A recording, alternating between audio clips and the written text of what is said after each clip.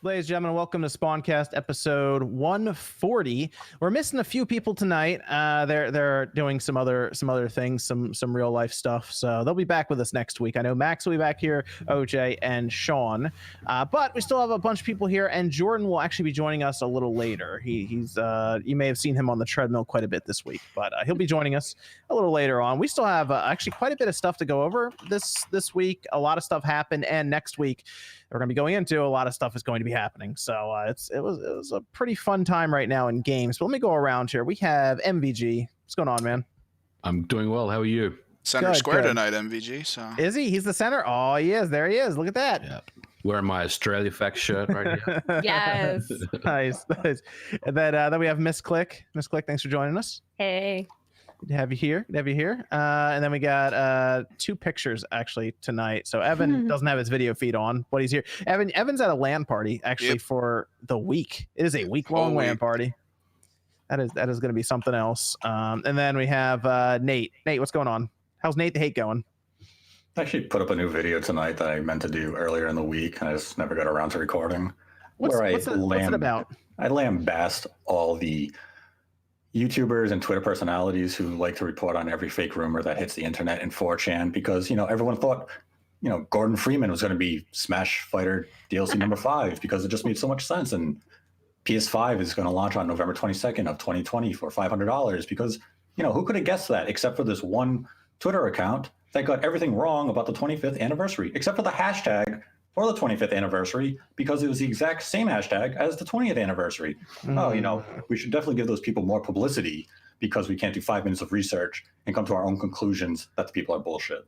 Yeah. I mean, to be fair, I was pushing the Dante for Smash thing after they announced PS5 3 on the Switch. Damn you. Why he would be an awesome character. What's wrong with Dante? Dante can't be in?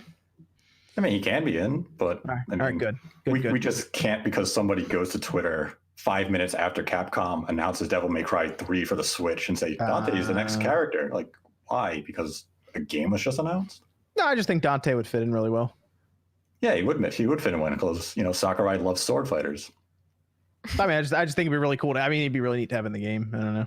I don't really know if it really coincides with Devil May Cry 3. No. But yeah, no. Actually, Andy Ackerman actually dropped 20 in the super chat. Said, "Yeah, the Jordan Fringe guy is looking svelte. Respect." Hey, he's putting in work over there, man. I got to give him that. Putting in work. Slipping those miles. Yeah, absolutely. That's a great idea for streaming, by the way. It's good to see.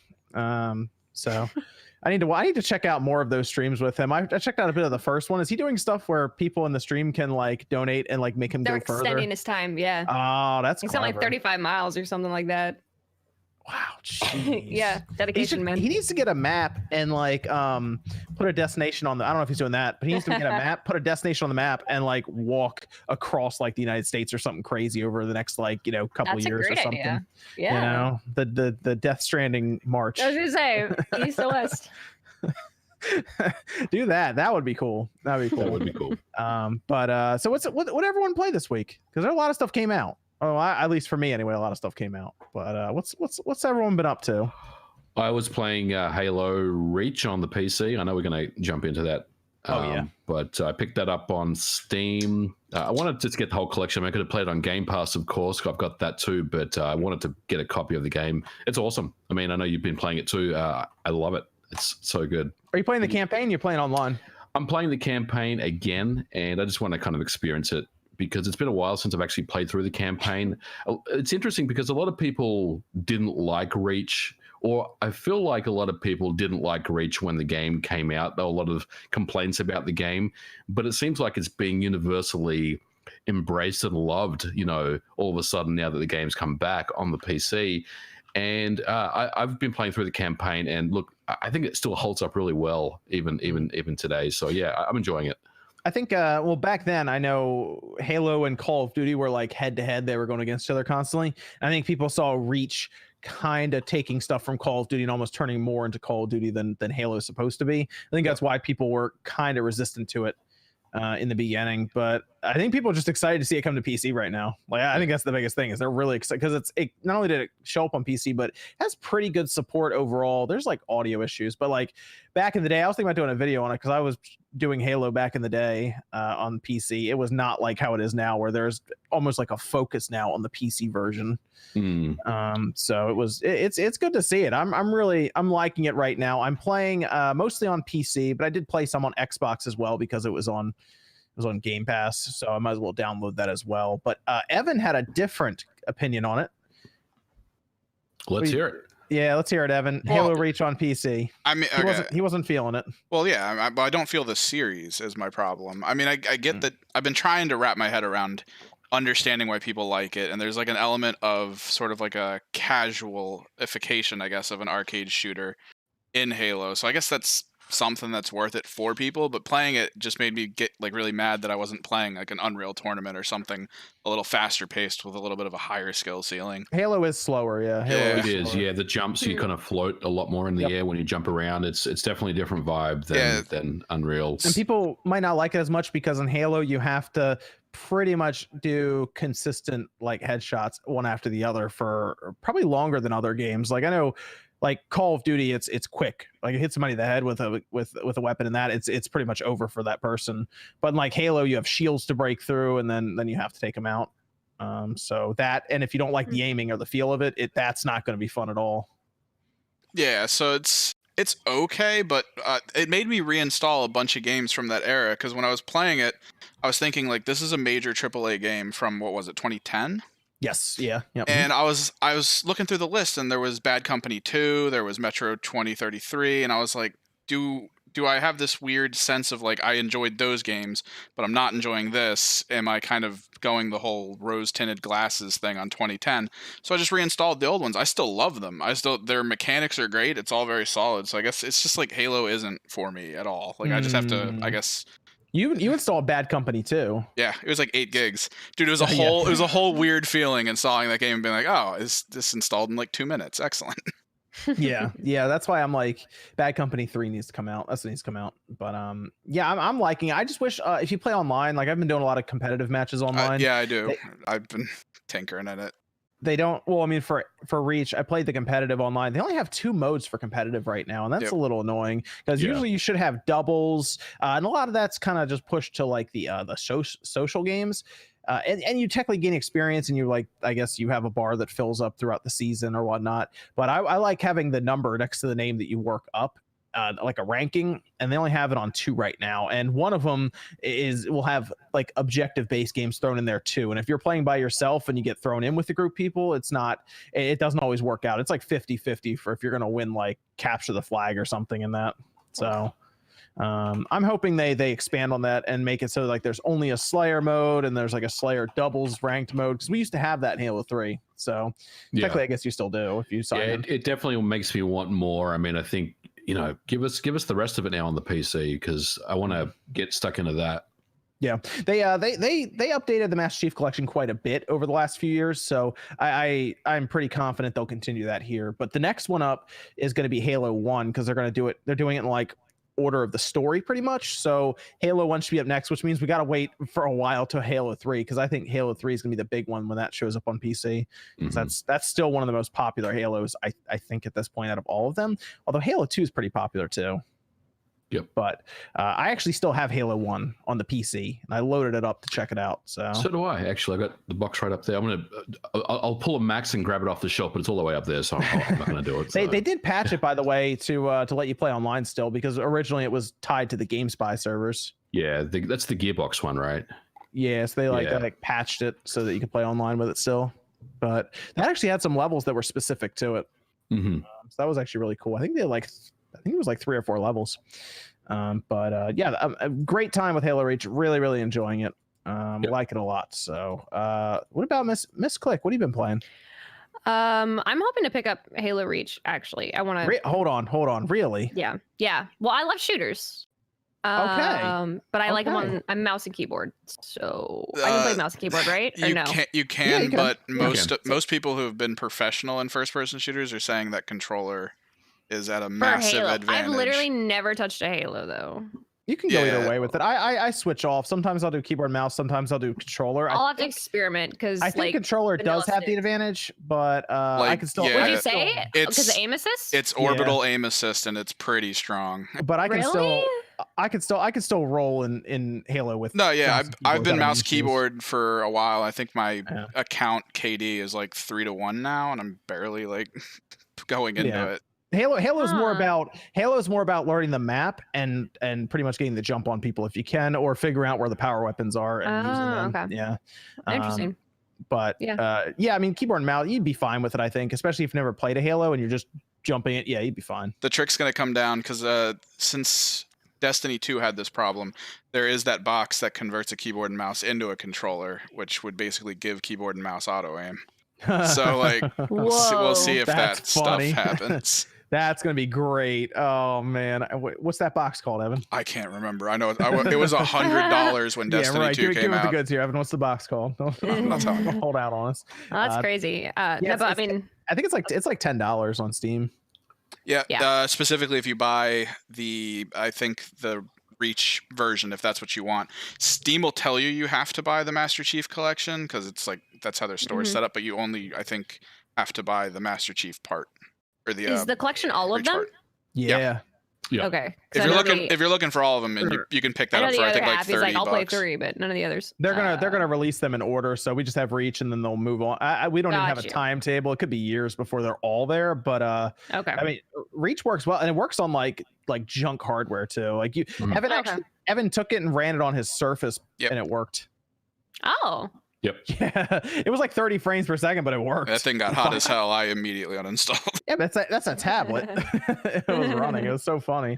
Yeah, I get an easy 4K 60, and like the thing that really surprised me at the start. I don't know if you noticed this, but I had like an FPS counter running, and like on the title screen, it was like 3,000 frames per second. Like, oh my god, that's funny. It's a lot more than I thought it would be. That's what they had. You have a 1080 Ti, right? 1080 Ti, yeah, yeah. I have that RTX 2070 Super that I picked up recently. I saw you liking messing around with some ray tracing mod or something. Yeah, they have a ray tracing mod for it. It looks pretty cool. It does tank the performance, but it looks pretty cool. Yeah, nice. Yeah. The RTX 2070 Super is nice. It is a good card for its price. So I do like it. Yeah, but yeah, it runs fine everywhere pretty much. Halo Reach. I ran it on the GTX 1050 in that budget laptop, and it had 1080p 60 frames. So okay. Yeah, no problem at all on this little laptop. So nice. What about you're getting Reach? Are you playing anything else right now, or are you just basically I'm gonna roll into Reach soon? I'm still playing through Pokemon. I've never this is my first actual Pokemon, so it was interesting. We kind of got carried away the other day, like learning how to breed Pokemon. And so we were just trading random Pokemon and stuff. And I ended up getting 2 shinies by accident, under 20 eggs each. And everybody was upset. I remember people, I swear I've seen some people on Twitter say they've never run into a shiny, and other people have said that they've run into 10. So I don't know what the rate is, but it's got to be bad. I ran into the freaking shiny Delmise, which is already a low spawn rate apparently. And so everybody was like, oh my God. And then it had the squares, which is the new animation, which is even more rare. And we were 12 eggs in, so that was interesting. So we ended up just experimenting with the breeding kind of thing and trading with people from all over. So we had a really cool hangout with that. It was really fun. But yeah, I'll move on once I finally beat Pokemon. How far are you in right now? How many badges you got? We're going to the Dragon Gym next. Okay. So nice. Last gym before, I think that is Ryan is the last one. What about Nate over here? Let us know, Nate. What's the weird game of the week? There really was no weird game of the week. Mostly just been playing Shovel Knight, King of Cards. I've been playing that too. I'm a couple hours into it right now. They said I'm allowed to give my impressions on it, but I cannot give it a review score. But little do they know, I don't give review scores. So yeah, pretty much talk about everything except give it a score. They just didn't. Well, they also were don't spoil. If you think you're going to spoil something, let us know. And so we can tell you if it's a spoiler. Yeah. But I do like it. It is a good game. I don't know what the price is on it, so I don't really know. Do you know what the pricing structure is weird, isn't it? On us, Nate? Because it's because if you own the Treasure Trove, it's a free update. Yes. But they're going to raise the price of Treasure Trove, I think, by another $5 or $10 in the next week or so. But you can just buy King of Cards separately. But I'm not sure if it's $10 or $15. I'm not sure what the price is, but I mean, It's a good game. It is good. I do like some of the mechanics for it. I thought about doing a video for it because I am enjoying it. But basically, the character you play as can like shoulder charge, and if he hits a certain type of wall, he will then shoot up into the air and circle his way down. So he kind of glides down, and anything underneath him he hits, he'll bounce off them and hurt them.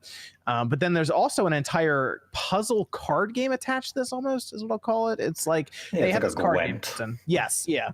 So you basically push characters around with your cards to then line up so that you have all the gems that you basically capture with your cards. It's not a very complicated card game or anything, and I kind of consider it more of a puzzle game than anything else, where you battle against someone else with it. It's kind of like those push tile puzzles you used to have in like Onimusha. Yes, it's kind of like that. You just happen to be playing against an AI. Yeah, I mean, it's that part's okay. I will admit, there was a section where you play that quite a bit, and I was like, I kind of just want to do the platforming part with Shovel Knight. It kind of got old on me a little bit, but the platforming's very good. The platforming is kind of like Wario's? It's like a Wario game. Like a Wario Land. Yeah, it's kind of like a Wario Land. Yeah, he's the character's heavier. The main character. Yeah, he's heavy. He does the charge. Yes, but I mean, it's definitely better than the Plague Knights DLC. Yes. I didn't really like Plague Knight that much. Yeah, this one's very good. I think it's worth the money. There's also the other thing, Showdown. I have not played that yet. I have not played it. I pretty much jumped right into King of Cards. Yeah, I didn't even touch Showdown. I imagine this update isn't that long. I feel like it's maybe 7 or 8 hours if I'm not mistaken. Does that sound right? Yeah, that sounds right. I know Yacht Club earlier this year, they were saying it's their biggest expansion ever. But I mean, Spectre Knight was probably about 5 hours. Yeah. So I mean, the regular Shovel Knight game is like 6 or 7 hours. So it's like they've never been like overly long games. I think they're long enough. I don't think these need to be 20-hour experiences, So, but I do like it a lot. It's pretty good. So, did you play anything else, Nate? No, that's about it. That's about it. Okay. And then I did play Darksiders Genesis, but Evan, did you play anything else this week? I know you were moving around for the LAN party. Yeah, I tinkered around with a couple of games. Like I said, I went back for Bad Company 2, played it for a couple hours. Metro, played it for a couple hours. Played a little bit of Underlords after, I guess they did an update not that long ago. But just looking at some stuff randomly. And unfortunately, the funny part is Sean and Jordan, I think, were tasked to playing Sayonara Wild Hearts. Sean played all the way through it, and he's not even here to tell us about it. I did play a little bit of Sayonara Wild Hearts. Okay, you did. All right, good. What do you think of it? It's a pretty good rhythm game. My main gripes are occasionally the camera does something weird, but that's about it. I was gonna play it. I was gonna play it. I was gonna play it yesterday, and then I got the code for Shovel Knight, and I was like, "Well, gonna play Shovel Knight now." Definitely a better priority in his video. Okay, yeah, I wanted him on here to talk about it because we talked about last week, but I do have it installed. I just need to play it. It's just Shovel Knight was right there, so Shovel Knight. I'm gonna get to it before the awards show though, because it's gonna be up for stuff, so I wanted to go. I did listen to some of the soundtrack, and I will say some of the soundtrack is very good, so I get why it's nominated. I do. It's not Ace Combat good, but it's still good. Well, Ace Combat is. They just forgot. No. They forgot about Ace Combat.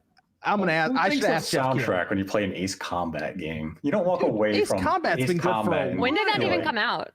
January. Like January. Oh, really? Yeah. It came out like a week. It came out in January, and everyone was like, "Yeah." I remember I bought it and I put it on Twitter, and people were like, "Wait, that came out? What is that?" And I'm like, "Oh no!" It came out like a week before Kingdom Hearts 3, I think. Same. I bought it on day one. Yeah, me too. Think about that. Think about early this year. You had Ace Combat, Kingdom Hearts 3, Resident Evil 2. Which of those 3 games are you going to remember the most? Yeah, Resident Evil 2. No one was walking away like, yeah, Ace Combat, man. Ace Combat's good, man. It's good. It's good. Yeah, I should get it for the VR. It's the good. VR. Yeah. There's only a few missions, I think, that. Yeah, they limited the missions. Yeah. Hey, Wisp, you go and fall down the stairs. Ooh, got him.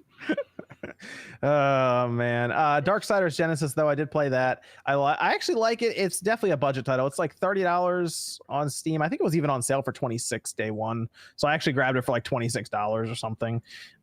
And I've been playing it, and it's pretty good. I think there's like 16 missions or something in this game, like 16 I guess sections that they literally number them. And after doing like the first 3, I think I'm a couple hours in, so this might end up being like a 12-hour game. What's the deal with the Stadia price, though? Oh gosh, here we go with the Stadia stuff. I don't get Stadia because Stadia should be cheaper than Steam to me when it comes down to how aggressive Google should be. Yeah. Because Darksiders Genesis isn't even like a super demanding. It's not like Red Dead Redemption 2, basically. I think its minimum requirements is like a GTX 950 or something like it's not beating up a system really, and it's like top down. So I don't know why they didn't say, you know what, we'll make it even cheaper, or we'll be crazy and we'll make sure that they get their money and we'll add it as one of our pro games or something, you know, right away. Yeah. I don't know. I mean, I guess technically not even selling Stadia necessarily right now outside of the Founders Edition, but you were able to just go buy the Founders Edition, right, MVG? I got the premium edition with the white controller. So they're still selling those. Yeah, Okay, yeah. So that's what I mean. Like, that's something that someone could be like, oh, well, maybe I will get it then because it's part of it or something. I don't know. It seems strange to me that it was $15 more on Stadia than it was on Steam day one. Yeah. I didn't get that at all. Yeah, that blew my mind. I think we're going to see a lot of that stuff come up over the next few months until they figure out how they're going to come up with a real pricing model that actually makes sense, which is like the Netflix style subscription service, you know, we'll be talking about. Yes. So yeah, I do like Darksiders Genesis. It is Diablo, or even I would say closer to Gauntlet mixed with Darksiders. Yes. So it's top down. It does have the Darksiders feel where you do get new items that unlock new paths. And it does try to get you to go back to the levels that you've gone through. So you unlock more stuff and you buy things and essentially your power level goes up as well. I guess no upgrade tree. There's no, well, no. There's not a skill tree, but there is a tree that you almost like a sphere grid kind of from like a Final Fantasy X, for example. That's a weird. There is some weird mechanic stuff to go about, especially with like the Darksiders franchise. Yes, there's really weird design. There's no skill tree necessarily. There's like I said, there's this thing set up where as you defeat enemies, you'll get these spheres, and then you build them up, and then you'll also collect items that are basically spheres, and they have different things like increase your health by 5%, and then you'll place them in this tree that lets you go through and power up your characters that way as well. Like they'll have different things like dodging percentage, blocking, like all that kind of thrown in there. It seems like they could have just given us a skill tree and then be done with it, but they didn't. So but otherwise I'm okay with it. I do wish that they had checkpoints that when you go back to a level, you choose, okay, I want to be halfway through, because some of them take a little longer than I'd like to get there. So it's good though. I think it's worth the $30. It's not a full priced game, so I'm good with that. I think it will be $40 when it hits the Switch, PS4, and Xbox One though in I think February. But I think it's worth a look. I think it's a good game. I'm having fun with it. And I did finish Death Stranding. Death Stranding. Yeah. We can't really talk about it, can we? What, the ending? Yeah. Well, I mean, you shouldn't, just for the viewers' sake. Yeah. I mean, I liked the ending. I thought it was fun. I thought it was good. Yeah. It tied it up nicer than I thought it would. Yeah. I'll say that. So it tied it up much nicer. It pretty much, it all hits you like right at the end. Yes. Yeah. So they did a good job with the ending. Other things. Yeah.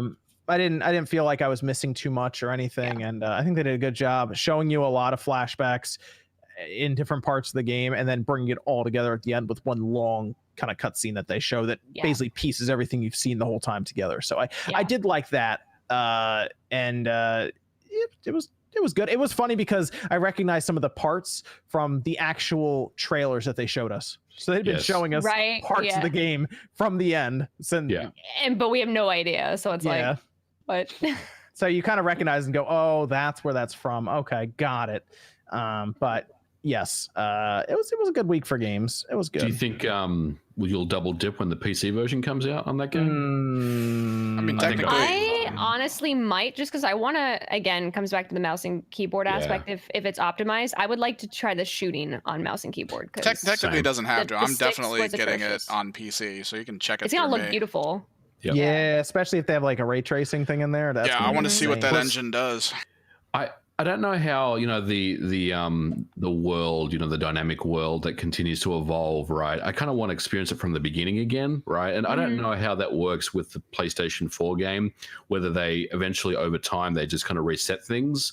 But I want to like go from the start where like there's absolutely nothing available to you, where you got to basically just walk everywhere. Well, that's kind of how it's forced anyway, because you don't actually get access to any of that till the chiral network's on in the area. So you do kind of get that. That's true. Oh, and I did buy Star Ocean as well. I'm looking at my Switch screen right now. I have played about half an hour of that as I've had time. Yeah, I was gonna get that, but I played it back on the PSP, and it's kind of still recent enough in my memory that I'm not sure I want to replay it again already on the Switch. It's a good game, though. It is a good game, but it's just kind of like, it's an RPG. Yeah, I played it 10 years ago. Am I ready to dive back into it? That's the one from the Super Nintendo. Yep. Yeah, it was funny. I was playing it on like I said, on the Switch, and I was like, oh, I remember some of the stuff from the Super Nintendo, because I have that cartridge, the repro one.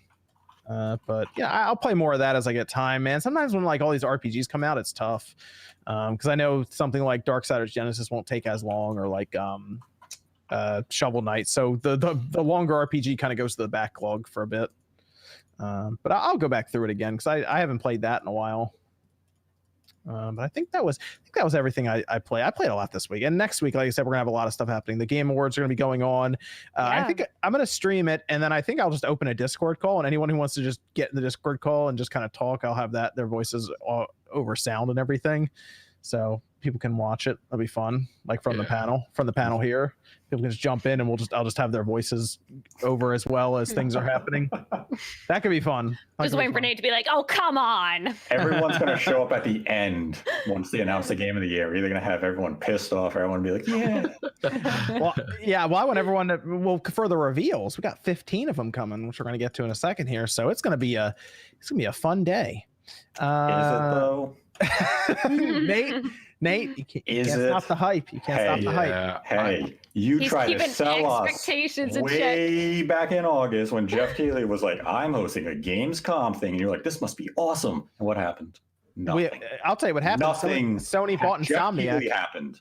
Sony bought Insomniac, man. Let's go. We were talking about that before the show real quick, about how I said the same thing, Nate, how, you know, we've heard the song and dance before at Gamescom, and it's probably going to be, you know, 13 indie titles, and like 2, you know. But last year's Game Awards had some good reveals though.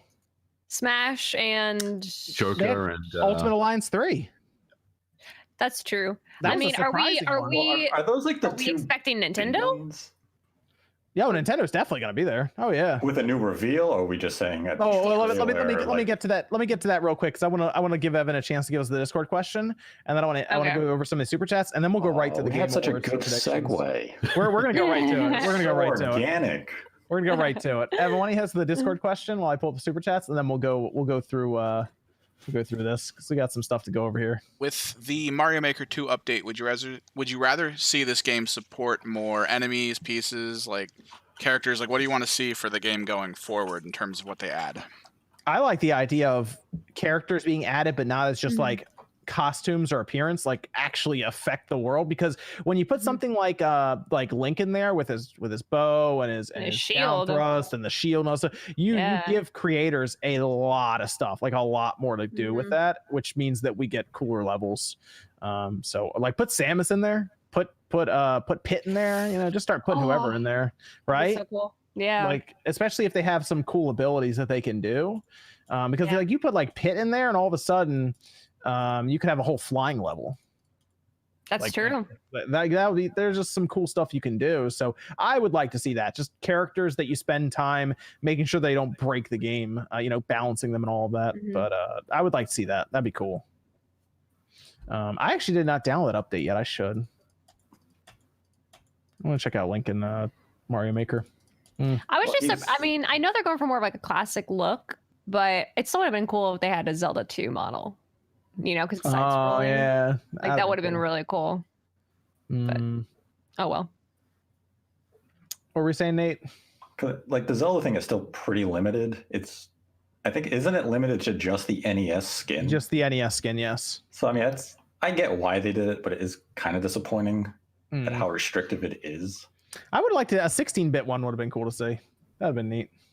But I guess it just takes a while to balance the different characters for the different modes. I don't know. Because it's kind of weird going from Mario Maker 1 to this update, since we had the amiibo skins and the costumes on that one, where you could still play as like a Pikachu or a Link in those levels. Like, yeah, you couldn't design the levels necessarily around that character with the sword and stuff. But it kind of seems like they just regressed a little bit. What if they have plans for other characters, though, so therefore they don't want the skins in? It took Nintendo 6 months to get this update out. So I'm kind of, Let me have this, Nate. I'm kind of at their wit's end with them having a long-term plan with this game. Hey man, more attention than Mario Party. Have we had any like data mining go through? Oh my gosh, I forgot about Mario Party. Have we had a data miner go through the update yet and see if there's any other skins in there? I don't think so. I don't think anyone's really touched it yet, have they? I haven't heard anything about it. They didn't even care to. Maybe not. Whatever. Let's go through some of these the super chats. Aiden Quinn with $1. Thanks, Aiden. Tommy says, have any of you tried Assassin's Creed 4 on Switch? And if so, what are your thoughts? No. I didn't try it yet. Didn't Sean play it and say he really liked it? No, that was something else. No. 3. No, yeah, that was the last one. No, Carrick said it. ACG. He said it played really well. He said it looked good and it ran well. So I that's another one. Like I said, so much stuff just hit this week. I had to pick what I was going to play. So I will get Assassin's Creed. I liked Assassin's Creed 4 a lot. So I'm going to pick that up on the Switch just because that's one of those weird games that just happens to run portable. Like you get those games that come out that you're like, it's hard to believe that it's running off of battery. That would be one of them for me. It's a good game. Good game. If you haven't played an Assassin's Creed, you can pretty much jump right into Black Flag and have a good time with it. Good game for sure. Trick says love from Australia. Hashtag Australia facts. Skylar says, do you think they will finish the Master Chief Collection before Halo Infinite comes out? No. I don't think so. No, I don't think so. They got a hustle to get that Halo Infinite out next year, and it's going to be all hands on deck, I'm sure, to get that Infinite out. Yeah, I'm kind of concerned the Master Chief Collection will go on a slight break without them ever actually announcing that's going to go on a slight break to get Infinite done. Like, like behind the scenes, they'll be like, all right, we got to pull some resources from here and put them over here to get this done. And then we just don't get a Master Chief Collection update for like 6 months or something. Yeah. So, and I'm okay with that. Let's get Infinite out next year. Yeah. Deathwish Cassie says, how many clicks would misclick miss if misclick could miss clicks? I don't know, Cassidy. What if Zelda was a girl? Sam Frost, $5, no message. Thanks, Sam. Core says, I'm replaying Darksiders 2 Definitive Edition on Switch. Hey, Darksiders 2 was a good game. I still like the first one more, but Darksiders 2, I just like the Darksiders franchise quite a bit. It's a good series. Yeah, and this one's back in the hands of the Joe Mad side of the group since it went with Airship rather than the other one. Hey, we're getting another Darksiders. It's coming, and I think they're going to put. I think it's going to be Strife, and he's main character now, and he's basically Ryan Reynolds. So I don't know. In the game, he kind of has those kind of like cliche jokes. So I don't know.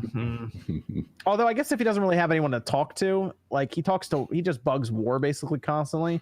So if he doesn't have War to bug the whole time, he might not talk that way. But he's basically a Ryan Reynolds character, or he's like Deadpool, basically.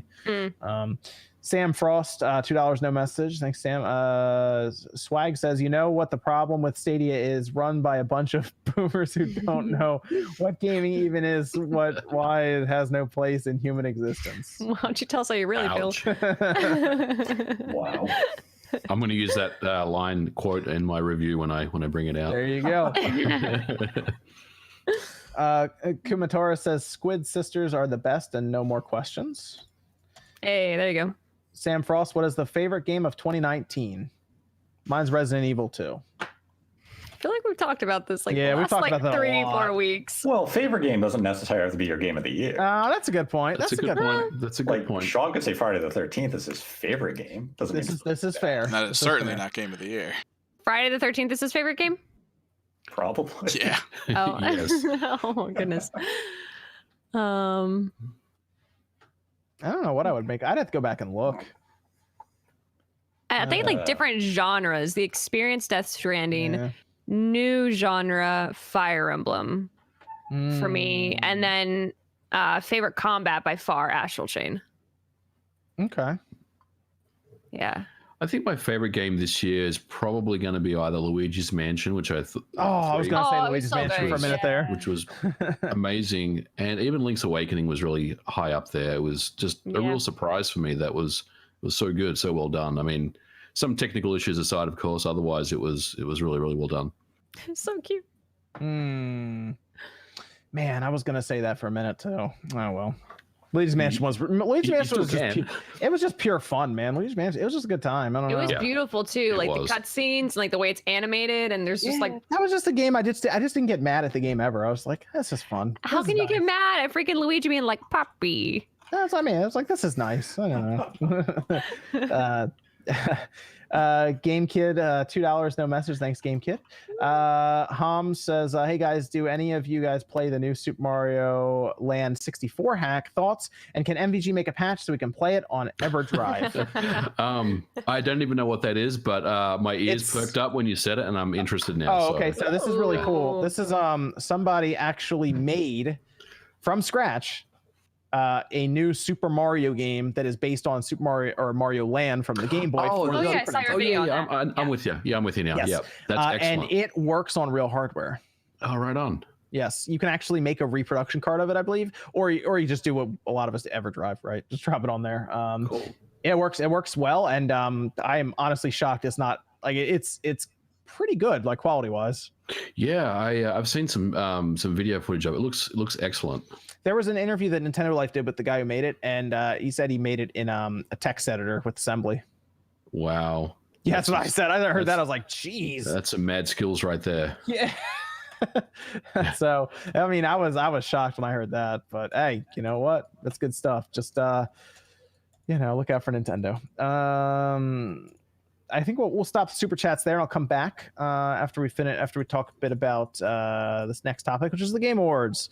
So Game Awards is Thursday, 2 days actually after State of Play, which we'll talk about as well. But the Game Awards is Thursday, 8 p.m., 8:30. It's like 8. I'll just say 8, just be safe. 8 p.m. Eastern. Usually they do like a half an hour of like pre-show or something where they announce, our favorite esports person or whatnot. That, like, they'll put that in there. But I am looking forward to the Game Awards this year. Me too. I think there are going to be some good things there. I think there's going to be some good reveals there. You think Joseph Ferris is going to be there again this year? I think his game will be there this year. I think so too. I think they're going to have the people who do the Way Out, the first one. I think they're going to unveil their new game there. That's one of the things. That's one of my predictions. Coming in and say F the Oscars again. I mean, he's to the point where he's he's like attached to that award show at this point, right? Like, what was thinking of him when we think of it? He's part of it now, but I thought it was a little cringy when they brought him back last year, and they were like, Jeff Keighley was expecting him to start saying stuff, and he didn't really say anything, and it was just like a little strange. That's one thing I think is going to be there, but Nate, you're unsure about this awards show. Well, it's not so much unsure, but I mean, Keighley is a hype man. He generally oversells the product he has to present, like he did with Gamescom. So I am hesitant to expect all 15 of these reveals to be megaton moments. Like, there's going to be some cool games, that's expected, but it's not going to be like 15 Breath of the Wild 2, Uncharted 5 type announcements. It'll be overall good. I just don't think it's going to be nonstop roller coaster of hell yes. I agree with that. I think there will be some games that are going to be, I don't want to say boring, but not as hype. Like people are going to be like, oh, okay, all right. Yeah, there's going to be an indie game come up. People are going to be like, oh, cool, it's a Stadia game, and want something awesome, and then we're going to have a good thing, and then I mean it's the same for every single awards. There's always going to be a handful of games where people are just going to be like, oh, okay, great. I think there's going to be 15. He said 15 announcements, new games, 15 new games. I would say probably 10 of those will be mid to low, like in terms of hype level. But I think there's going to be 5 really good announcements here. 5. That's what I think. Even with State of Play being like 2 days before. I think like State of Play. averages. I think we kind of already know what's going to be a State of Play right now. There might be like 1 or 2 extra things there, but like for some reason, okay, let's say Resident Evil 3 is at State of Play. It is at State of Play. Yes, Okay, yes. it's not at the Game Awards. Okay, so that's one big announcement that's already removed from the Game Awards.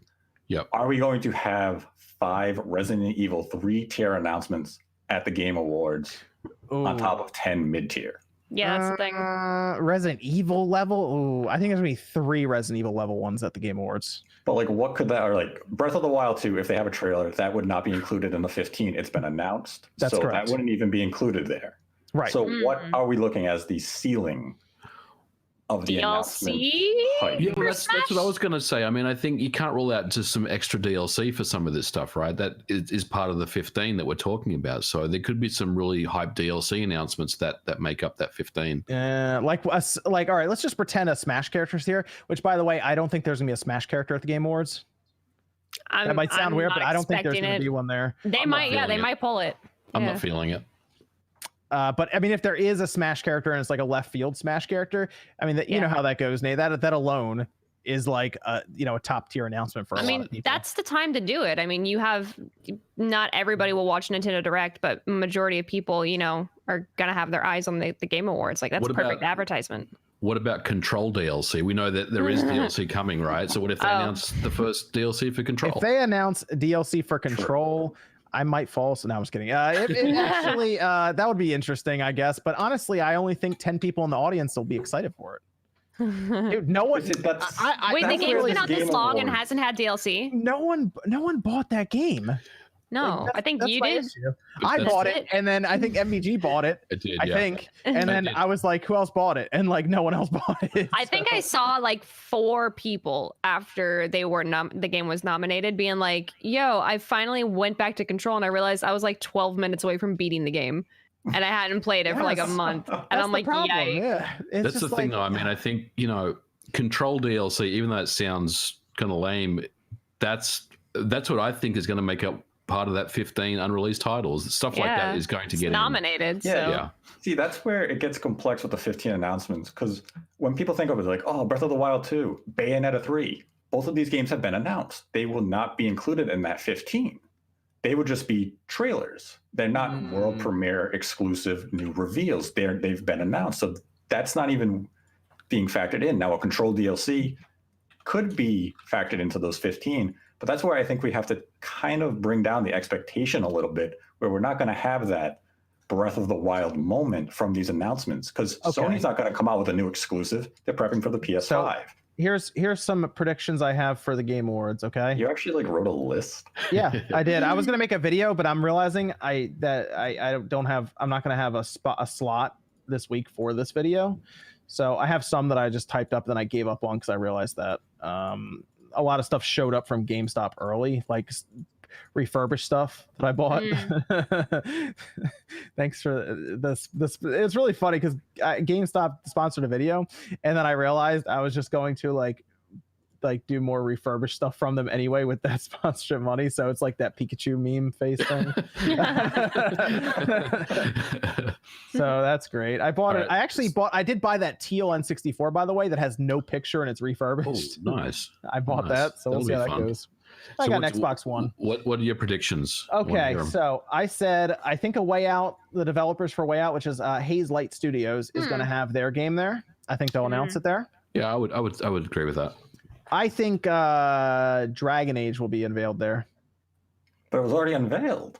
No, like actually unveiled. That was like a trailer that apparently EA or like there was miscommunication and they weren't even 100% on it. It wasn't supposed to be, and they kind of just snuck it in, and BioWare's like, haha. And like, what the hell? Like I think the actual title is going to be unveiled. Like it's going to be Dragon Age, whatever this, Is it Dragon Age? Is it Dragon Age or is it Anthem next, the DLC? I thought about Anthem 2.0, but I feel like we're still too I think the wound is still a little too fresh on that. Yeah, I feel like Anthem. And I feel like the Yeah. whole they're revamping it thing was kind of recent for what the movement of all like the people.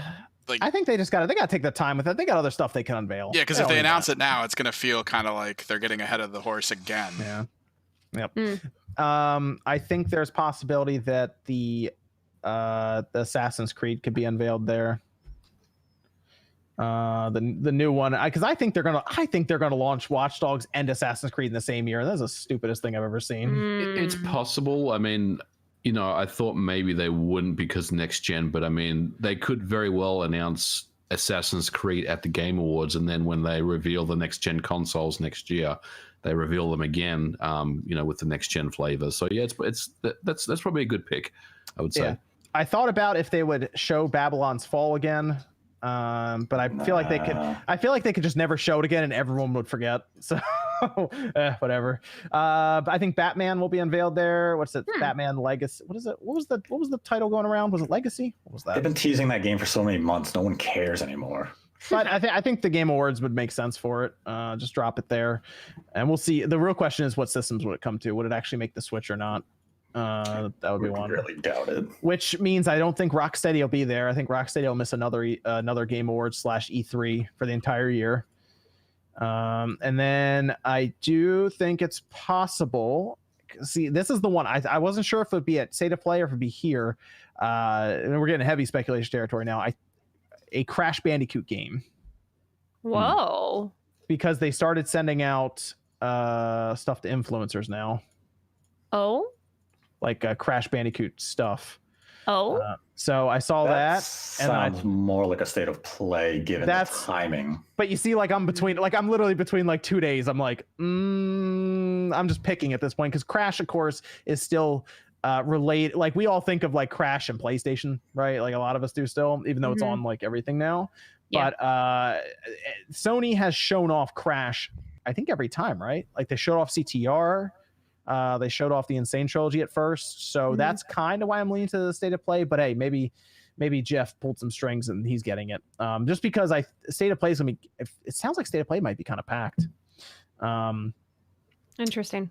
Nintendo stuff. Okay. Here we go. Nate knows what I'm gonna say here. Do not say that series. Breath of the Wild 2 trailer, probably. I think it'll be Breath of the Wild 2 trailer. That's not the big update, okay, or the big announcement. That's just the update. That's got to be a direct. You really think it's the Game Awards? They'll announce that? I think it's going to come down. Good exposure. The problem with it for me is you had it at E3 6 months ago. If you bring it to the Game Awards, you have to end the trailer with coming holiday 2020. That's what. If you cannot commit to that, don't show it at the Game Awards. Show it again at E3. If there's even a 10% chance it slides into spring 2021, don't show it next week. Yes. And then I was trying to figure out how we would do this with this other thing, because I realized did anyone predict Ultimate Alliance 3 last year? No, I don't think anybody did. That came from nowhere. That was out of nowhere. So I'm like, all right, I gotta figure something out here that's like kind of out of nowhere. Although I have heard people talk about it. I thought maybe a new Kid Icarus game. I mean, it's literally so many people would be happy with that. I'm trying to think of people. I'm trying to think of something that's like out of left field. At least a handful of people, Nate. Like, yes. I'm thinking of something out of left field. I know right now. so many people would be so happy for a new Kid Icarus. 1 million people bought Kid Icarus Uprising. Yeah, but I feel like it's arguably one of the best games ever made. I feel like I mean, to be honest though, I feel like Metroid doesn't sell as well, and there's substantially more people excited for Metroid now. Did Bayonetta sell well? No, but Bayonetta's never sold well. Metroid hasn't sold particularly well since Prime 1. It's just a very vocal fan base, kind of like Earthbound. There's probably 500,000 people who actually want a new Mother game, but they just talk about it so much that people think it's a big audience. When it's really, if they came out with one, the game would sell like 250,000 copies, and Nintendo would say, well, where were you all to buy the game? They're like, we all did buy the game. They're like, well, son of a bitch. There's really not that many of you. I don't know. I feel like memes are good marketing nowadays. No, that's why we got Knack 2. But it doesn't. I mean, if you really think about it, Nate, a Kid Icarus game, if it does sell, 1 to 2 million copies, would that place it on the same level as a Bayonetta then? it would come down to the budget. Like, who would you have make a new Kid Icarus? The last that's one a was good- Sakurai. He's clearly too busy with DLC fighters, so he's That's a not going to good make question. it. So... And he's playing Death Stranding now, so we're not going to see him for a while. Oh, I thought he finished it. Kid Icarus Is he still playing it? inspired by Death Stranding. Sakurai Instead of walking, you apparently fly Sakurai packages. Sakurai loves Death Stranding. He loved it. I mean, yeah, of course he should. Let's see how many people change their tune when you're flying around Does as it- but freaking here's the thing, delivering right? packages. All of a sudden, it's going to be the greatest game ever made. But Oh, because Sakurai said it. but Yeah. does he have to be like that involved with? Couldn't he like be like supervising position or something on Kid Icarus? Nah, you need Sakurai's involvement. Okay. Maybe we'll have Star Fox. Chat, Grand yeah, I was gonna Prix. say, No, Chat ass no. Star Fox game. Star Fox game maybe made Kind by of. Ubisoft. Oh, I mean, they Hey, handled Starlink was good. Starlink. well, yeah. bringing up Ubisoft. That was all right. Why not a new Mario Rabbids? I thought about that That'd be cool. too. Yeah, I thought about that too. That's a It's good, just- that's a good pick. Yeah, new Mario Rabbids would be pretty cool. That'd be neat. And then I'm throwing this in there just because, just like why not? I'm giving Microsoft as many outs as I can with this, but they just announced the Banjo-Kazooie remake. Yeah. Okay. And I threw this one in too, Nate, just because it's so stupid it'll probably happen. The Tony Hawk Pro Skater remake. Yeah, that's stupid enough to happen. I would say that's. Hey, I didn't say That's a chance. Scalebound, did I? Wait a minute, I'm gonna write Scalebound in. I just said it, so now it won't happen. I was I'm gonna say, writing this is like Scalebound Death Note, in. dude. Everyone heard it here first. Scalebound. Okay. Yeah, it's your Death Note. You just killed it again. Back-to-back announcements: Scalebound and Metroid Prime trilogy. No. There we go. Oh man, that's great. It would be nice to see trilogy finally appear. Yeah, so it won't. I think trilogy will be announced at the next direct, like the January they- / January, February one. They need to pull a Bayonetta situation with that of here's trilogy and here's a trailer for Metroid Prime 4. And since Retro only took over 12 months ago, that seems kind of quick. Yeah, I mean, even a cinematic one, I don't think Nintendo feels like hyping up the fan base again. So Yeah. I mean, they got away with scrapping that game entirely after showing everyone a picture, basically. So, Well, see, now if we look at your entire list, what 3 games out of for the potential 15 are the upper echelon of the announcements? Let's I can see. hear him I'm gonna go with probably Batman Scalebound and Breath of the Wild 2. I mean, Breath of the Wild 2. If it has gameplay, that would be big in a 2020 announcement. We didn't see gameplay for Breath of the Wild for a while. Do you think they're gonna try to go the cinematic route again? Maybe. That's the where I thing. don't know if you need it Yeah. at the Game Awards. Wait for E3 and show gameplay, and it just seems like unless this new trailer at the Game Awards has Ganondorf actually fully resurrected and he's ascending to the heavens with just godly power, and Link and Zelda are looking up like, oh my god, and he's shooting Kamehamehas out of his arms, and she's like, this Also, is the greatest I mean- game of all time, as he like grabs the moon in his palm and eats it and ascends to some sort of deity type level of amazingness. I don't see the need for a CG trailer He 6 just months finds after the he just initial. finds Majora's Mask and puts it on, and it's just like Nate just spoiled the whole game, by the way. If all Oh, of that happens, then damn. well, so you're saying, Nate, let's say they unveiled Grand Theft Auto 6. That would be the big one. That'd be cool. Yeah, that would be a moment where people probably just sit there and be like, wow. Who's going to Okay. unveil it, though? You think it's going to be Jeff, or you think Phil Spencer's going to come up and roll up his sleeve and have the tattoo of GTA 6 on it? That was one of the best E3 moments. And just sitting and be like, look at this. Grand Theft Auto's on Xbox. They're like, that was corny. Yeah, where would they? Are they just gonna do? Would they just do that at E3? GTA 6, I guess. Well, don't know. I mean, Rockstar goes by their own tune. They do their own, little. If Jeff Keighley could have gone to them and be like, hey, you want to announce Grand Theft Auto? And Rockstar would look at him and be like, get the hell out of here. You can announce it the day of the Game Awards and get more publicity than your show. Okay, so I just talked about some. What's everyone else think it's gonna be here? I mean, I think any out of guesses? everything that you said, I think Tony Hawk is probably a good pick. Dude, I still think Control DLC is going to be in there somewhere. Oh my gosh. I don't know why I think that. That'll be in the pre-show. Yeah, probably. That was, man, but I do agree. There's going to be at least one or two kind of heavy hitters there, and I'm still trying to figure out what they are. Breath of the Wild 2, I just don't know if it fits, and that's the part I struggle with. I feel like Mario Odyssey 2 would be a better pick, honestly, for a Game Awards kind of trailer. That? Well, that's the thing. I don't know. I don't know what would be more for the direct versus the Game Awards. I feel like if Nintendo had more representation in like the Game of the Year conversation other than Smash, I think they might be all about that then. See, I think I could see Nintendo coming in with the next Smash Fighter as an announcement with the trailer, and then the Breath of the Wild 2 trailer with a 2020 release date attached to it. And that's pretty much it. Maybe DLC for a game if they have something that's going to get a new DLC pack. Like, let's just say Mario Kart 8 Deluxe finally gets some new DLC after 2.5 years. I love Fire Emblem DLC. Whoa! Wait a minute. What about? Wait, you're not going to do anything with Mario Party? I feel like they missed the boat on that. They should have had it for this holiday. We know what the DLC is for Mario Party. It's Super Mario Party 2 or whatever. New Super Mario Party 2. They're just gonna make a whole other game. That's the DLC. Yeah, well, and then that'll be announced like next September. Oh man! All right. But like, I don't see Nintendo. All I can really picture like their big moment would be Breath of the Wild and a Smash Brothers fighter, and I'm not even 100% confident in either one of those. Yeah, there's been so much talk about a Smash character. I almost feel like it's just not going to happen, just because. I mean, they just did it last year.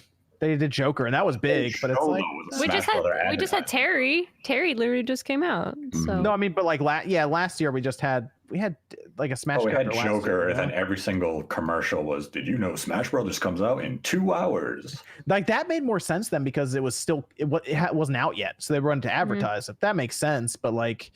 You kind of think of like Nintendo doesn't necessarily have that December game anymore, so they don't have something to announce for it. Probably comes down to who the character is. If it's a crazy character that's gonna like link two different fandoms together, maybe they want it there. I think we're thinking too high. I think it's the problem because if we're talking like Breath of the Wild, a game that might not come out till holiday 2020, when we should probably be looking at what does Nintendo have for the first half of 2020 that we know of.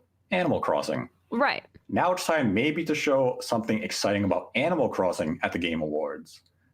Because like we say like Bayonetta 3, but if Bayonetta 3 isn't until October 2020, you probably don't need the Game Awards for that either. You can wait until a January or February Direct or E3, so you don't have to lay all these cards out right now. So we probably should come back and limit ourselves to like June of 2020 of what we expect Nintendo to announce and release within those 6 months. I pretty much only expect them to have probably one thing there. I personally don't think, and I don't want it to, but I don't think Breath of the Wild will be there. I think that'll be like at least even like a direct, or they like randomly drop it like they did previously last year or 2017.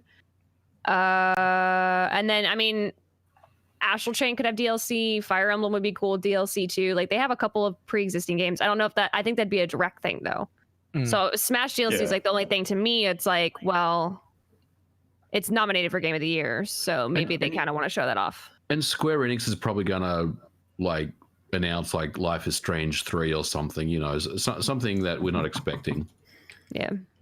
Yeah, that's what's tough with with these type of announcements, because like obviously Sony's not going to have a huge thing because they're prepping PS5 and they're going to hold that close to their own chest until they're ready to reveal their next gen plans. Microsoft's not going to come out with. Microsoft could maybe finally play that Halo Infinite card. Oh. We've been waiting since that E3 teaser trailer. It's possible. Could they finally now come out with something? That's a good point. Do we have a date for Animal Crossing? Yeah, it's a March. March 20th. Okay.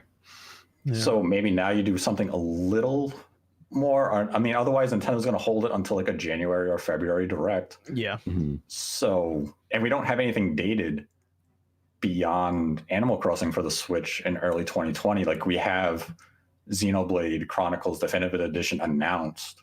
You don't need to show another trailer at the Game Awards for that. So Animal Crossing and maybe a Smash character is probably the most realistic, and maybe Breath of the Wild too, but I don't think we get all three of those. It's going to be 2 at most. Okay. Hmm. I mean, if they throw that out, you'd have to expect something big from another direct. Like if they literally throw everything, I'd be really surprised. I'd be pleased, but surprised. Okay. Has everyone thought a bit more about what they think's going to win Game of the Year before we move on from this? It's that game that we keep talking about every week. Oh boy.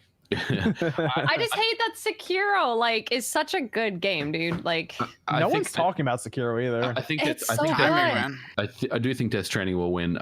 But if Resident Evil takes it, I'd be happy because I really enjoyed that game. You don't feel like people have purposefully made it like Death Stranding like is just not ever in their ballot? Like I feel like at this point, like people are just definitely not going to vote for it. Well, it's interesting because I mean Nate kind of went around and did some reading up on all the reviews that that they did, and a lot of it was kind of mixed. And you know, if we go off of that, then yeah, I mean Death Stranding probably won't win, but I have this feeling that it's going to take it. Yeah, I think RE2 is going to take it. That's me. It's definitely going to be a toss up between Resident Evil 2 and Death Stranding. Those Watch it be Control. Oh man, if it's Control, what's going to have the more negative response on social media of winners, Death Stranding or Control? Obviously, Jump Force. Control. No one played Control, but you're going to have everyone saying Control didn't deserve to win, but no one played it. Yeah, I played it. It doesn't deserve it. You don't count. That would be so weird. That'd be such a boring announcement too if that actually won. I think people would be like, all right, I guess. Up with an Alan Wake 2. How did Ooh, that'd be cool. That'd be all right. See, there we go. Let's do that. What did you feel about the acting? Like, because I think a couple of the actors from Control were nominated. How was the acting in that game? It's pretty good. I think that's actually good. Yeah, I know the one doctor guy is very good in the game. So yeah, is it like Mads Nicholson though? No, Nicholson? No, it's going to be Mads or Norman. Purely Mads will probably win. If they just want to get some Hollywood actor on stage. Yeah, but man, after the end of Death Stranding, I'm like, Mads, take it. Like, yeah. All right, whatever. Sorry. Mads for me will win. I think Mads will win as well. Yeah, that makes sense.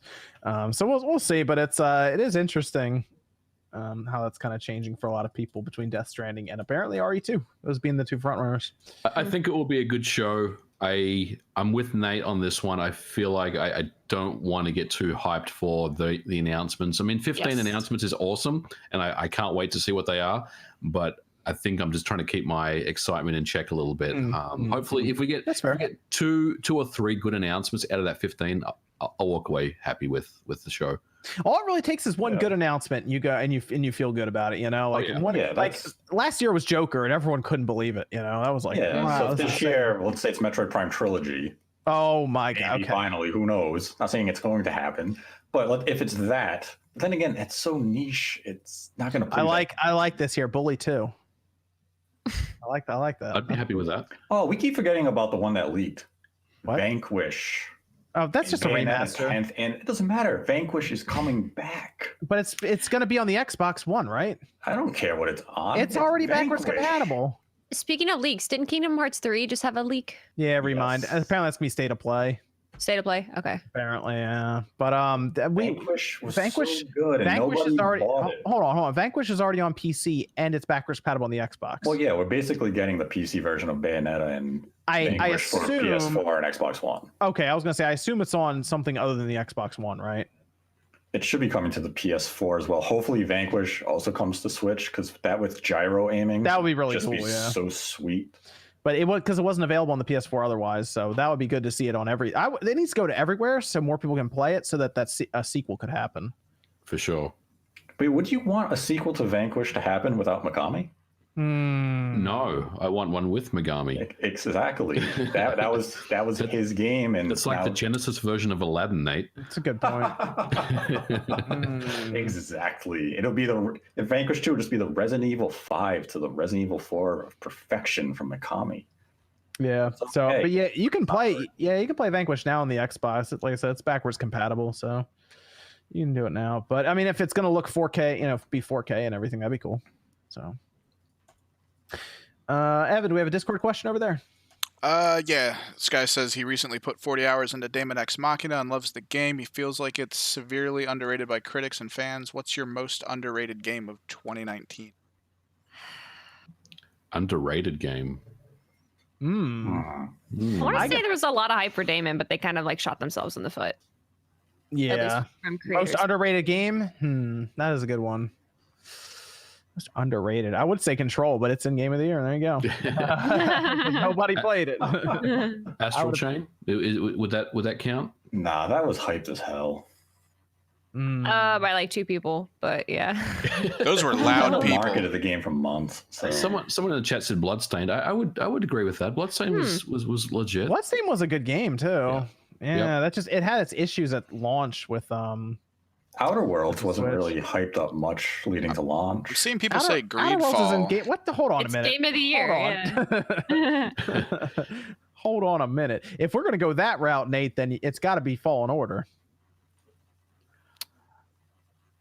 That's not even in Game of the Year. incorrect. Yeah. That missed. I mean, I guess it completely. depends how we're using underrated. Like, are we coming in that's like true. a game that got a 7, but it's actually good? Or are we Here's- talking about like overall with like marketing? Here's one that you trailer? guys. Here's one that you guys didn't play that I think was underrated. Days Gone.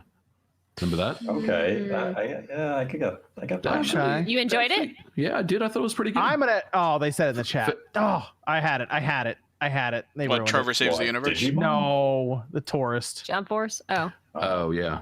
That game is phenomenal. I love that game now. I've been playing it more and more when I had time before this week, and it is very, very good. I'm right at the end of the game, I think, at this point, because it tells you your percentage at the beginning, and it's at like 80-something% now. And I didn't get everything in the game so far. That game is awesome. Oh, ukulele.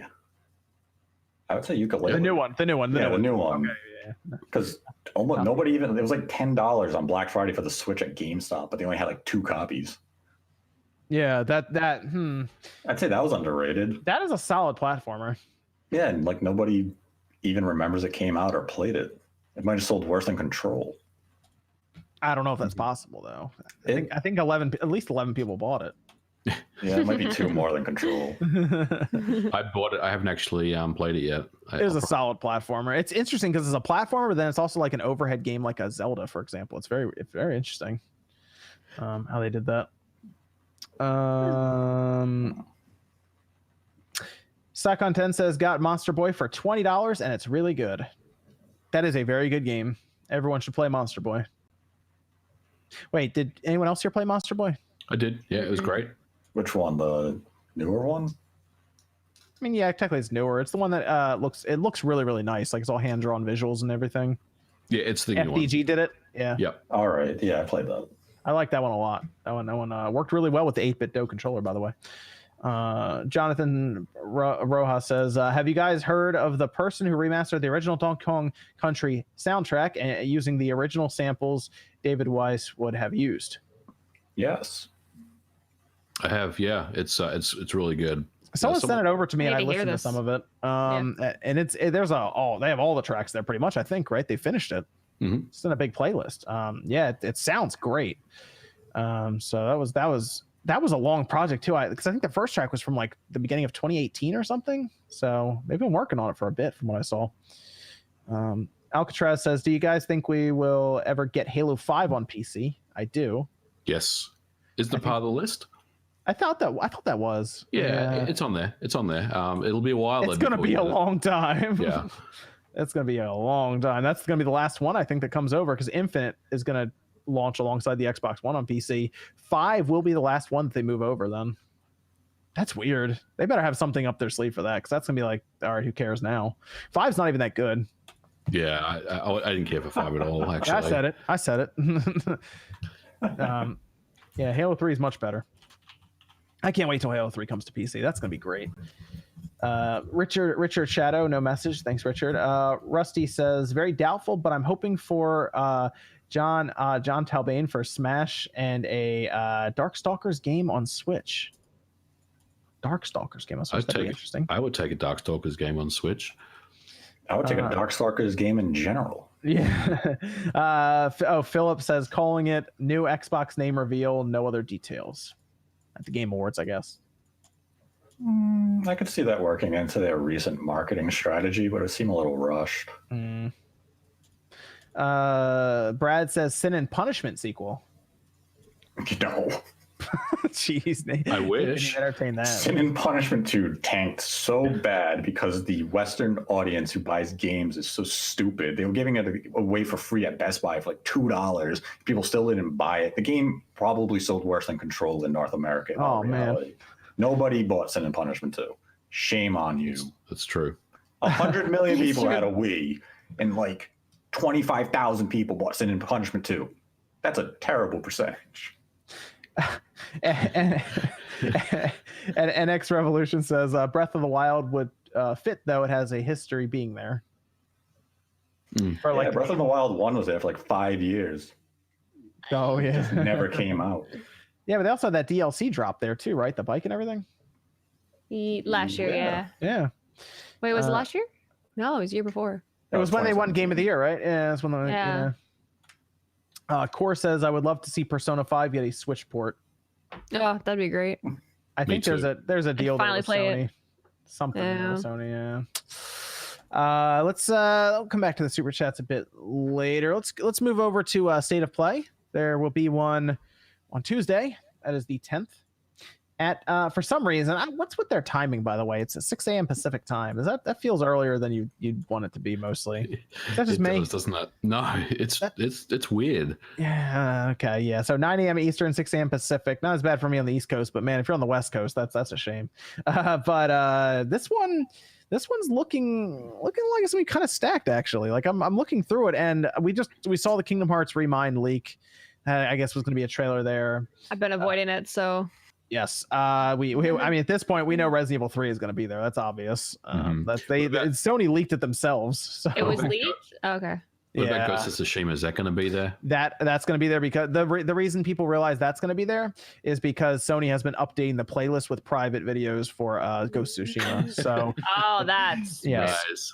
And the reason Miss Click we know about RE3 is because the entire the title card leaked out, like what's going to be on the PlayStation Store. So we know what Nemesis, we know what Joe looks like, we know what Carlos looks like. What? Yeah, it's already on the PlayStation Store right now, basically getting ready to go pre-order now. Is this just like a series of people being incompetent and accidentally leaking things, or is this the same Joe Schmo, like literally just ruining things? There have been other leaks. I thought about Resident Evil 3. That was pointing to like a first half of 2020 release now too. Wow.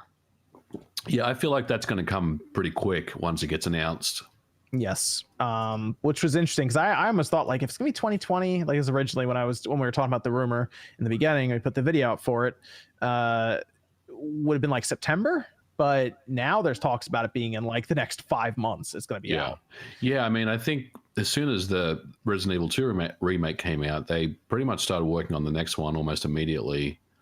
And there is rumors that this thing was in development before Resident Evil 2. Yes. Resident Evil 3 was in development since about 2017. It's been a long time. Allegedly. I'll say allegedly. It's been a long time. It's not the same team who did Resident Evil 2. Resident Evil 2 was made by, I think 2 was made by the 7 team. It almost seems like they sat down and they were like, we're going to remake a couple of these older games. We're going to do it right. And like they all basically, break and they'll go off and they'll start making them. So 3 and 2 have been in development apparently like together. So they're using the same technology where they're taking actual pictures with like a bunch of cameras and all of that. So it looks very realistic. But if that's the case, it's going to be soon. Yeah. So that's going to be interesting if they have the date ready to go at State of Play and it's like March or something. March is pretty stacked though, isn't it? Yeah. It won't be March because Capcom already said they have no major releases as far as the remainder of this fiscal year is concerned. So it'd have to be April or May then. So it'd have to be at the start of the new fiscal year. April, May. So you're looking if May could work. You have April, May, June. I think May could work. I'm trying to think because April has Cyberpunk. Yeah. Yeah. I think May's a good point for that. I think that would work. Yeah, so that's going to be a State of Play. We already know that. So Ghost of Tsushima will, I think, get some new gameplay. They'll probably have a release date for it. Well, yeah, maybe. You think they'll do a release date right now? Because we think it's going to be out. I think that could be a September, October release for them. get it out like a month or two before PS5. It's like Breath of the Wild too. If they show a trailer, they have to show us a date. I think Ghost of Tsushima is in the same spot. You know, I think it's time to tell us when it's coming out. If they do that, yeah, because it's Sucker Punch been working on that. They've been telling us about that for a while. I'm ready for that. Yeah, that would be a good one. And then at that point, we just talked about Crash. That could be at State of Play. But then they did say no next gen news. Yeah. So nothing about the PS5 will be there. Yeah. So when they don't say that, they'll reveal something. Yes, exactly. Although I think when their next event will be the PS5 event. I think so too. Okay. I mean, I think it will be early next year. I think it's going to be February. Mm-hmm. And I think they're going to basically just say, hey, join us here. We're going to have this thing where we actually talk about some of the technical stuff. We show it off a little bit. And then E3 will be games and release date and price. Yep. Okay. That's what I'm thinking. But that Twitter user already told us. Oh, man. PlayStation Airbus told us it's coming out on November 22nd of 2020 for $499 with a 2 terabyte hard drive. And it'll play every single disc from the PlayStation 1. He told us that. It'll do PlayStation 1, PlayStation 2, PlayStation 3, and PlayStation 4 discs. And Sony is going to announce a limited edition PlayStation 4 for the 25th anniversary on December 3rd. It's going to be limited to 25,000 units, but then they didn't get announced. I think because that account is bullshit. All right, how about this? I think the PS5 will launch Friday the 13th. November 2020. There you go. And then I think the Xbox Scarlett, I don't even know what they're going to call it. We'll say a week later. The X4. No, you know what? I bet you they launch a week before. Oh, I bet you they do that. I bet you Microsoft pulls that. And it's November 6th. Yeah. I mean, I don't know which way it'll go, but one of them will release a week earlier than the other. That's what they did with the PS4 and the Xbox One. They were literally a week apart for release. And it worked for Sony. What do they care? So State of Play is going to be 20 minutes. We didn't really how many games did we just mention? 3, 4? Yeah. So we didn't talk about what about Ape Escape though? That's going to be there, right? Oh man, that was what's all this Ape Escape talk going on right now? Is that where you think CTR or Crash would be? Not CTR, but like Crash would be if they announced a new one. Do you think it would be at Sony? I think so. Yeah, I could see that. It makes sense. Yeah. So you're thinking Ape Escape. I like where your head is there. That's a good one. I like Ape Escape being there. That'd be cool. I don't know if it will be. What's that? Right now we could say Resident Evil 3. Yes. Probably Crash Bandicoot. Maybe Ghost of Tsushima. Yep. I don't see any way. Oh, we'll have Kingdom Hearts because that leaked. Mm-hmm. Yeah. I don't see any way that Sony ends that entire presentation without a Final Fantasy VII remake. Okay, hold on. So here's what's going to happen with Final Fantasy VII remake. I already got it written down. It's already in my video that I did before. They're gonna drop the demo. Oh. Yeah. Yeah, there's a demo. I bet you there's a demo. Time to reach out to a friend. Oh, here we go. All right, here we go. Now it's getting good. All right. See what they have to tell me today. I bet you there's a demo, and I bet you it's ready to go. I bet you they drop that thing next week. Wow.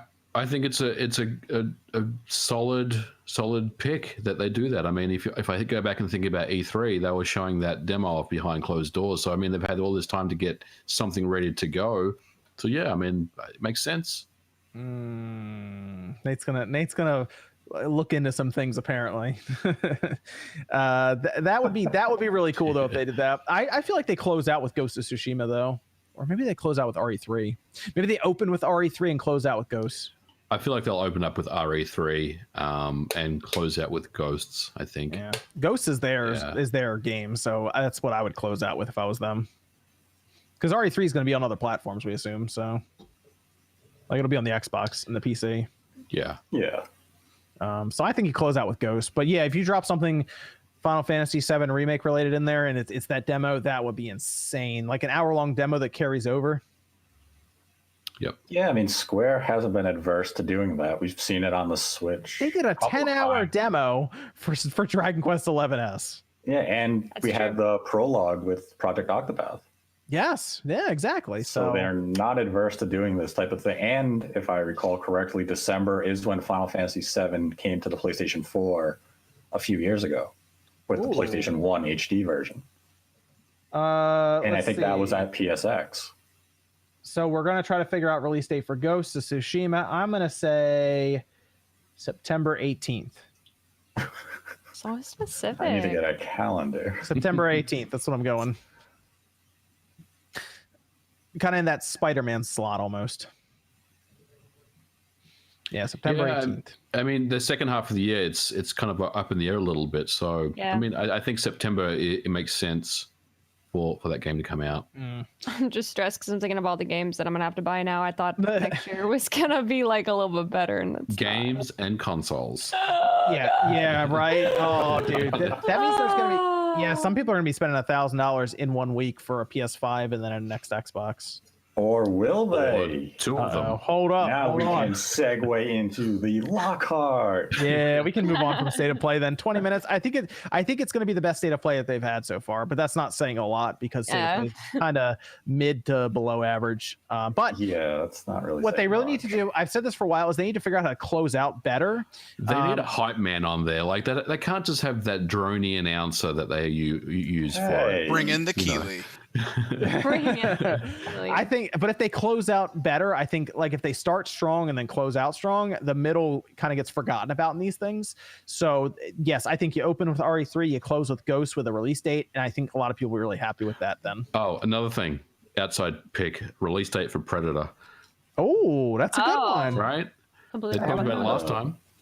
Yeah, that's a good one. Oh God, now we might have to scale back the State of Play even a bit. What if they just date a lot of stuff they've announced but never did? Like, did Iron Man VR get a release date? Wait a yet? minute. Oh, that's a good point. Did we name 5 VR games that everyone's going to forget about yet? Exactly. Oh crap. Oh man, we'll see. I mean, it's 20 minutes. Is that the longest State of Play as well? It might be. Yeah, I think so. Usually they're about 15, aren't they? Yeah. Yeah, they're like 10 or 15 minutes long. Not even that long. Yeah. Remember, one of them they closed out with Mortal Kombat 11, and everyone was like, "What? Yeah. What is this?" What was I right? How are we gonna Final Fantasy get- 7 remake demo. All right, cool. Well, that'll take about 10 minutes. So it might just be Final Fantasy 7 and Resident Evil 3 and Kingdom Hearts, which will still be better than most of the State of Play is. Yes, that is What's a been good the point. frequency of their State of Plays? I feel like they've had quite This a is few. their Third or fourth? I think it's the fourth. Have they had one Yeah. like every other month? I think it's every like 3 It's like months every quarter. or so, right? It's every quarter almost. every quarter. Is it? Yeah. Do you think we see Last of Us 2 again? I don't think they really need to. They just delayed We that got the thing. release, right? Yeah. Yeah, they literally just delayed it again. So I don't really know if we need to see it. Did Dreams, has that had an official release Okay, yet? so Dreams will get. I think they're going to get a release date as well. Yeah, it but took the whole generation. that's going to be a very quick set. Like that's going to be like a minute long, I think. Oh, and Minecraft. They Dreams- have to actually like announce. Oh, they Minecraft. get to tell us that you can sign into Xbox Live on the PlayStation 4 now. All right, so we have to cut something that's way more than 20 minutes, unless they do Nintendo Direct rapid fire headlines. Dreams is rapid fire. Minecraft is rapid fire. Yeah. Okay. We'll see. And it'll be better than the other State of Plays. That's nice. Like we won't tune out and be like, well, that was a waste of time. It won't be that bad. Well, we so. might. Okay, we might. But if RE3 shown there, I think a lot of people will just be hyped from that. So Yeah. Yeah. like that's that for a lot of people. That's enough. Okay, so why don't we can transition into Xbox Lockhart. These are the rumors going around about another system releasing for the Xbox Scarlett family. So we know there's Anaconda, which is the super powerful one, and then there is apparently Xbox Lockhart, which is going to be a weaker model that will be apparently comparable to a PlayStation 4 Pro, but will also be cheaper while taking advantage of a new CPU, we assume, from this generation coming up, and a solid-state drive. But it could be 400 instead of, say, 500 or 600 even.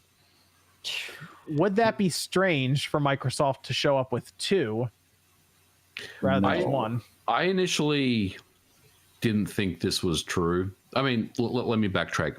There's been talk about this for a while, but Yes. I didn't think that Microsoft would come to their announcement with the Project Scarlett with 2 systems. But the more that I think about this, the more that it kind of makes sense that they will do this. And I do think the way that will go down is the Xbox One X is not going to go away. It's going to be $299. The Lockhart is going to be $399, and the Anaconda is going to be $499. That's how I see this. I think there is a crazy thing with Microsoft where they might have the Lockhart at $299. They have to. That would be nuts if they did that. Depending on the pricing of, we'll call it Scarlett, the actual Scarlett. Yeah. If they come in Scarlett, let's say $399, Lockhart has to come in at like. You think they're going to launch? You think they're going to launch Anaconda at $400? That'd be crazy. They have, if they come in that low, like if they come in at $499, Lockhart still has to come in at about $299. They have to have at least a $100 price differential. I think because you're sacrificing a lot with Lockhart. You're getting a significantly less powerful machine. We're talking about maybe a third to a fourth of the power of the Scarlett. You're getting no disk drive. No disk drive. Digital only thing. So if you're making this a budget machine, you have to give a really good incentive, and that has to be from the price. Because right now it sounds like a casual, non-enthusiast machine where it's basically to the crowd of, I don't care about 4K. I don't care about all of that flair. I buy Madden and Call of Duty every year and the occasional Grand Theft Auto when it comes out, and I'll just subscribe to Game Pass to get access to all these other games. So you have to come in at a low enough price where it's basically an I don't care investment. So why wouldn't you just buy an Xbox One X at that price? You know what I mean? Right. Like, that's the thing. That's where I like the idea of a high end, low end. But Microsoft really has a lot of marketing. Well, they're going to have to make Lockhart look appealing. Yeah, they're going to have a clean break though because of the SSD and new CPU, right? I struggle with what's going to happen with we'll say the old One S and the old One X. What are we going to do with those? Because I mean, they're not going to go away initially, but they'll have to phase them out at least maybe 12 months after. I don't think you ever have to phase them out because they can always be xCloud boxes. Interesting. But the problem with like Scorpio, its Scorpio performance is even close to Lockhart. That doesn't look good for Microsoft. You don't want to have a machine on there that is almost the same as your supposed low-end next-gen platform. Well, they're always going to just print 4K on the box. Like, I don't know. Maybe they do print 8K on it. That'd be crazy to me. That's the thing with like Lockhart. It's not supposed to focus on 4K. It's basically 1440p. Yeah, so you're still coming in lower. That's where Lockhart is in a weird. But they still print 4K on the PS4 Pro box, despite it not being 4K necessarily. So as long as the checkerboard scales and all of that, it won't matter to most. We'll say casual buyers. They'll just say, "Oh, it's 4K. It works with my 4K TV." Basically, not it looks a little blurrier than the other system or something. Yeah, that's where Lockhart just seems to be. I think in principle and in concept, it's a good idea, but I'm just not sure if Microsoft is going to be able to market it the way it needs to convince the casual audience to invest. Yep, exactly. I agree with you. I mean, I do believe that those systems exist in some type of prototype. The Lockhart does, but you're right. Whether they can actually come up with a price point that makes sense in order to fit that in the current ecosystem, that remains to be seen. But I do think that they will come to the announcement with 2 systems to reveal.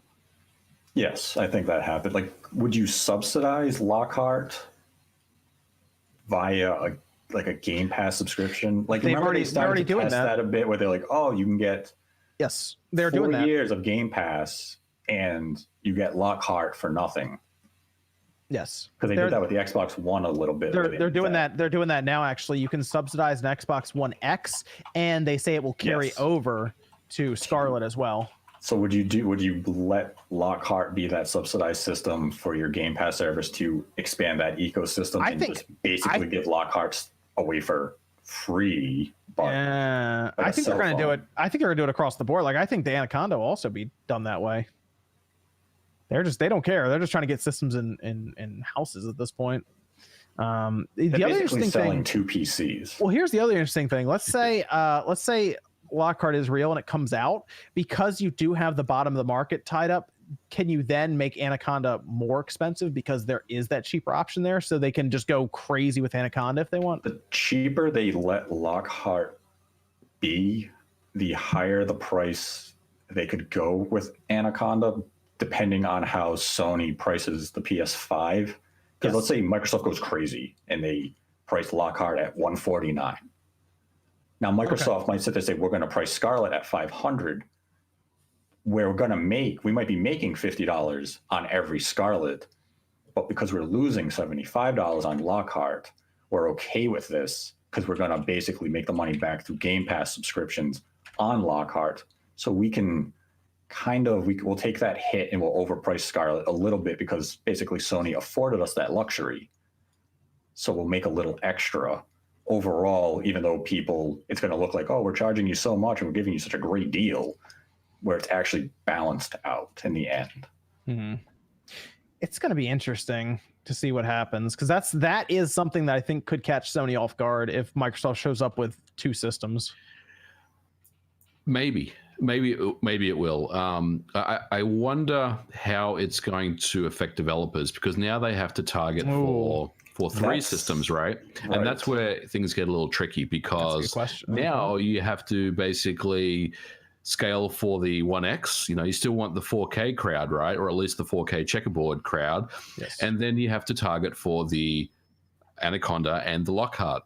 So what does that look like as far as development time and things like that? Yeah, that's the thing. It's like, it's not going to be as simple as like the switches to development profiles of docked, undocked. You're not just going to have Lockhart, Anaconda. Yeah. Also, somebody needs to get on Phil Spencer over here, because he's telling people controls coming to Game Pass. He's apparently sitting at home with an Xbox Scarlett right now. What's going on? Well, I mean, he just basically leaked the fact that it's a backward compatible system with the one. Not just backwards compatible, but it sounds like crossplay. Apparently, it already connects. Like, he's apparently using it on like Xbox Live right now. Like, what? Okay. That tweet was timed because of the Kotaku and the Verge reports. I mean, he was just like, "Oh, we don't have any kits." Bitch, I'm at home with one. He's at home with one. I took one home, all right?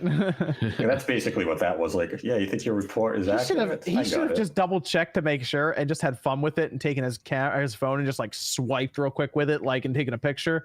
Took one out of storage. Just to mess with people, like take an Xbox One X or something, in front of you, just to be like, it's here, and it's like just this blurry, like swiped cell phone picture of it.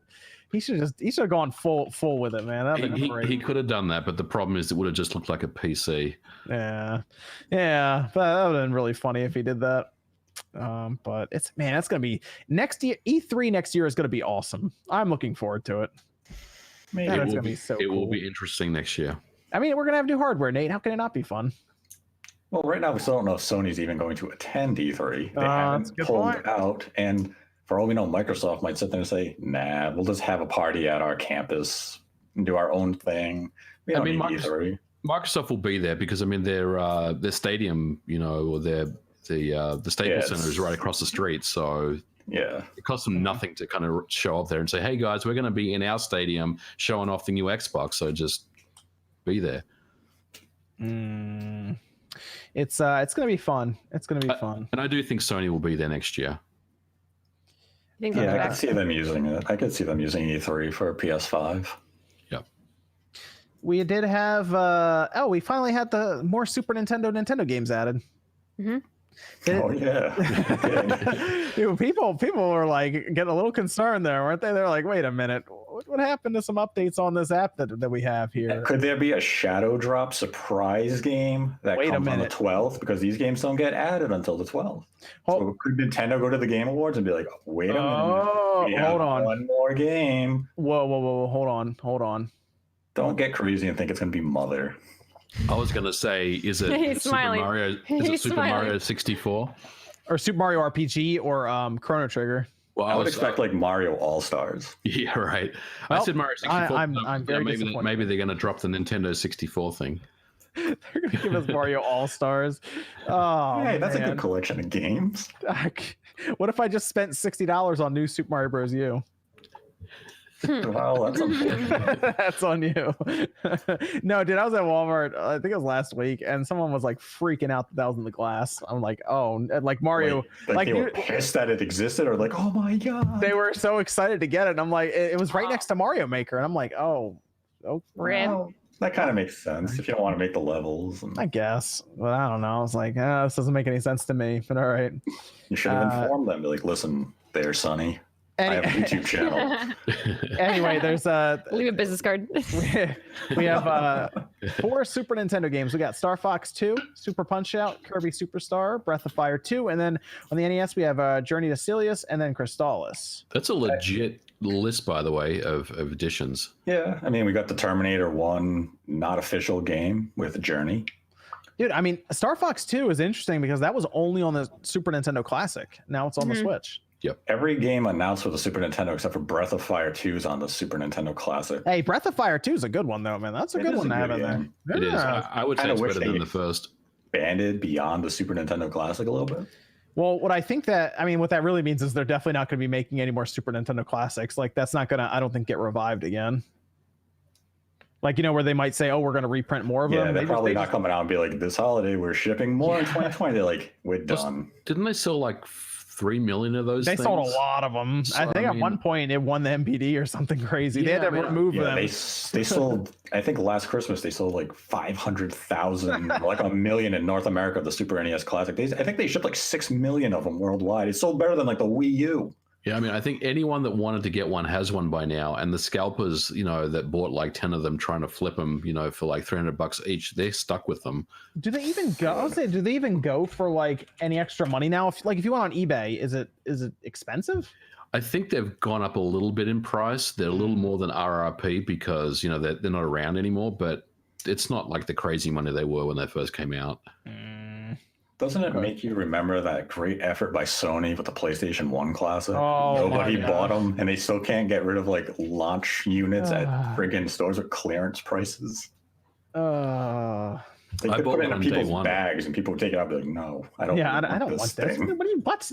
I got to carry this to the car? Come on now. Just throw it. Oh, man, that was bad. Hey, PS2 Classic can still work. Don't give up, Sony. Don't give up hope.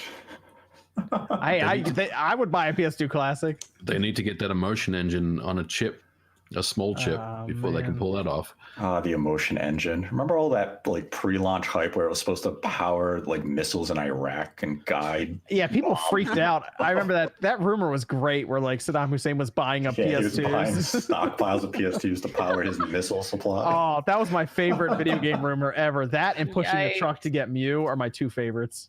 I wish YouTube was around back then. You would have made some good videos on that. Oh, I would have. I would have. Saddam Hussein buying the world supply of PS2s? Like, are you serious? Oh man, that'd have been something. Let me get through some of these super chats. We're gonna finish up with some of the sales information on the Switch because there's some interesting stuff going on right now with that. It looks like it might actually have a chance at catching the Wii, which would be interesting. David says, what year would you predict Splatoon 3 to come out? At least a year. You think it's gonna be on this? You think it's gonna be on this system, or you think it'll be a next Switch? To be honest with Nintendo, like they tend to like kind of dual release, so I don't think it would really matter. I don't know if they would do it like once a generation. Like Splatoon is a once a generation franchise. Like yeah, I don't know. I think it would have to come down to Nogami and what he really envisioned. It's really good. I think with Splatoon 3 though, there's a lot of people who have specifically talked to me is they don't want to buy the game because they're waiting for the new one. And I'm like, there is so much content in that specific game. Replayability of the multiplayer aspect, and then the single player was good, and then the DLC is like my favorite DLC probably of everything. I think you still have time to buy this game, and you're not like we're still at least a year out, and I'm saying that at the minimum. Otherwise, if I say like 2-3 years, people are gonna freak. Okay. So did they announce something at the Game Awards? Oh, there we go. Definitely not. I would eat a piece of paper if they did that, but they're not going to. So. Okay, well, you heard it here. Piece of paper? Like construction paper or like notebook paper? I have I some don't pretty, know. I have some Yeah, pretty the texture heavy, of this like paper gigantic paper at my house. I can send you a piece. Usually yeah? If I make a bet like that, I say I'll sit in a puddle. Oh man. You'll sit in a puddle Yeah, Maybe. that's just uncomfortable. of your Yeah. haters' tears. That's like an ocean. It's pretty salty. Mike says release date for the Stanley Parable Ultra Deluxe at the Game Awards, maybe. Yes. Well, that got delayed, didn't it? Like indefinitely, or like they just said it's not ready yet. Maybe. I mean that's a left field thing they could do, I guess. You know. I guess we Half-Life Alex. They're going to show more of that right at the Game Awards, aren't Yes. they? Yeah. Yeah. Yeah. It's sounding more and more like the Game Awards is going to be like 80% of like game reveals / like gaplay and like just catching us up on updates of this. We'll If point. they're finally get paying the- for it, you know. We'll finally get the release date for Beyond Good and Evil 2. See, there we go. Now we're Yeah, getting okay. somewhere. Sure. Yeah, and it'll be Switch exclusive. Oh no! Oh. Well done. All right. The Icarus says if RE2 wins Game of the Year this year, next year Final Fantasy 7, and then RE3 will be nominated. Final Fantasy 7 Part 2 the year after that. Final Fantasy Part 3 nominated the year after that. Oh Swear. man, next year it'll be wild. Yeah, next year is going to be insane. Resident Evil 3, Final Fantasy 7 remake, maybe Breath of the Wild 2, Cyberpunk, dude. Cyberpunk, Doom That is going to Eternal. be nuts. Doom Eternal. We could already like name the Game of the Year nominees, and the year hasn't even started. That's going to be crazy. And we don't even know how Ghost of Tsushima turns out. Ghost of Tsushima. Last of True. Us Part 2. Last of Us. Oh, dude, next year is going Jeez. to be insane. I'm ready for it. Wow. I'm What a ready for year. it. Are you stressed And- for next year's Game Awards? And you know what's really crazy is at the end of all of it, the PS5 will come out and it'll probably be backwards compatible with all this PS4 games and make them look even better. So that's gonna And be- Yes. Ori Will of the Wisp comes out next year. And Oh, they did then say that's going to be at the Game Awards. Nate. Halo Infinite at the end of the Yes, year, but it or misses Ori. out it misses out because they they didn't have enough time to put it in the They delayed it. nominations like Star Wars. Yeah. Or they did. Hollow Yeah. Knight Silk Song. Man, 2020 is already off the charts. And Yeah, Metroid dude. Prime Trilogy. What? No one said Animal Huh? Crossing. Where's Animal Animal Crossing? Crossing is not making Game of the Year next year with this lineup. Oh, I didn't mean Game of the Year. I Oh, just just meant in general. Just in general. Yeah, it'll be talked about. But then Final Fantasy 7 comes out like the same day or the same month. It's like Doom like Comes out the two same day weeks as before. Doom. It's like 2. Yeah, it comes out the same day as Doom. Animal Crossing. Yeah. So you can switch between the two. They're basically the same games. You can switch between. Yeah, I mean, one's Yeah. a homicidal, axe-wielding maniac who conquers a town and kills people who disagree, and the other one is in hell killing You can people. you get an Animal Crossing. Did you say Now, which one's which? Did you say That was switch good. I between like the that. two? Is there some message there, What? John? What? Switch between the two? Yeah. Switch between the Doom version. It's probably gonna come out in like 2021 at this point. Man, I'm still mad that they delayed Doom 64 because I should be looking forward to that. I should already be Yeah. playing that, right? And Actually playing that. when is Doom coming out next year for the Switch? We don't know yet, do Don't we? know. No, we do Nope. not. Back half of next year, probably. And we have Panzer Dragoon coming to Switch next year, though. I assume since it's December and still not out. They said winter time, so like it'll probably be like January, February, right? Probably. Yeah. They take advantage of that winter title or They'll- that like timetable. That'll be one of the 15 they'll announce the release date. Ethan R says Deadly Premonition 4. That would be something. 4. Damn, we haven't gotten to 2 yet. I mean, wouldn't that kind of be like the idea of that game just not take like that game is viewed as not taking itself seriously, right? True. So That there you game go. is- yeah. It'd be a Deadly Premonition 4 and like the 4 would be upside down or something. Oh, someone brought up Xenoblade. What about Xenoblade? Think 2021? Oh, Xenoblade Definitive Edition? I thought Definitive that's is out year. next summer, right? A summer. That's Oh, that's 2022. right. Yeah, that's 2022. Yeah. We think it Or might be 2020 as summertime. well. Damn. It has to be first half of 2020 because then why did Nintendo announce it when they did? That's a good point. Hey They man, like to keep if things close. it's like a February, that'd be really cool. I don't think it's gonna be that early. April. I'll think of like May. May. I'm cool with May. Like I said, when it starts getting like summer out, I'm good with that. That'd be good. Heck, dude. Oh, Guilty Gear Strive. Spencer says, I think the Breath of the Wild 2 trailer will either be February or April direct. So basically, the Breath of, like to set up the rest of the year when we assume it's going to drop in holiday 2020. Whenever Sony does the PlayStation reveal, Oh, that'd be messed up.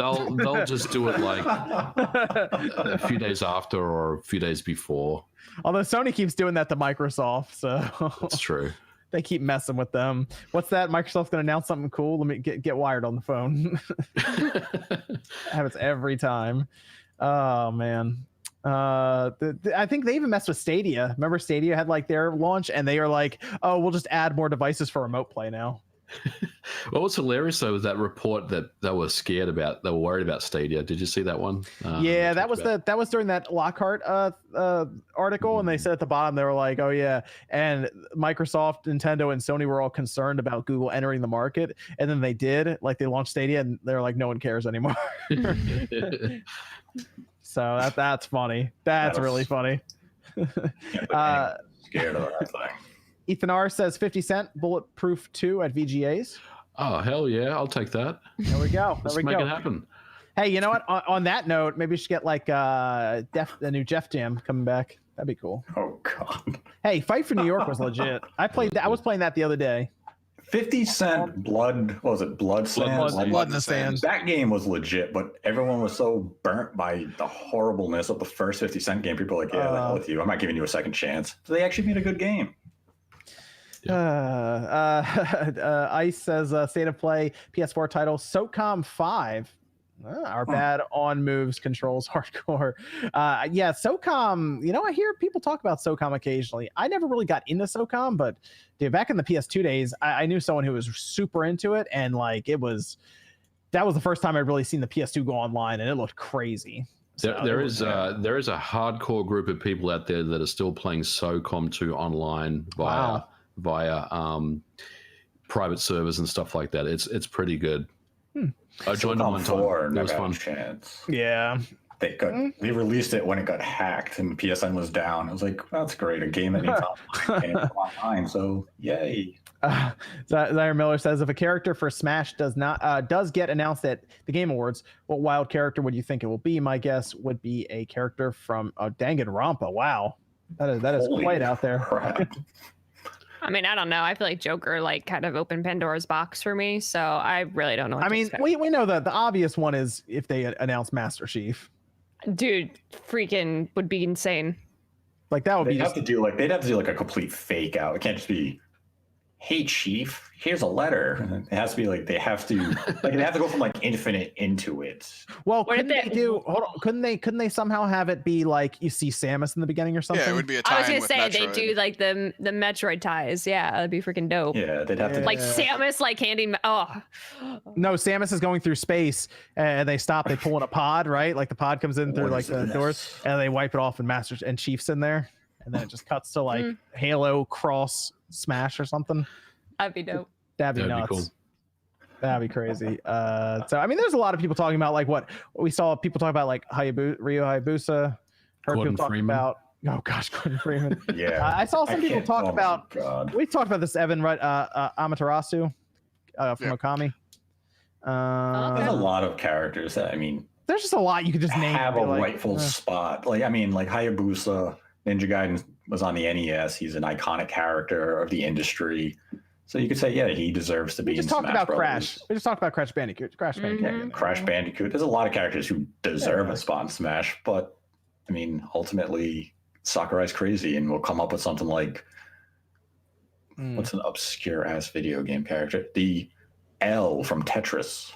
Oh, I still say Cadence could be as well. Let's get some Rayman in there, man.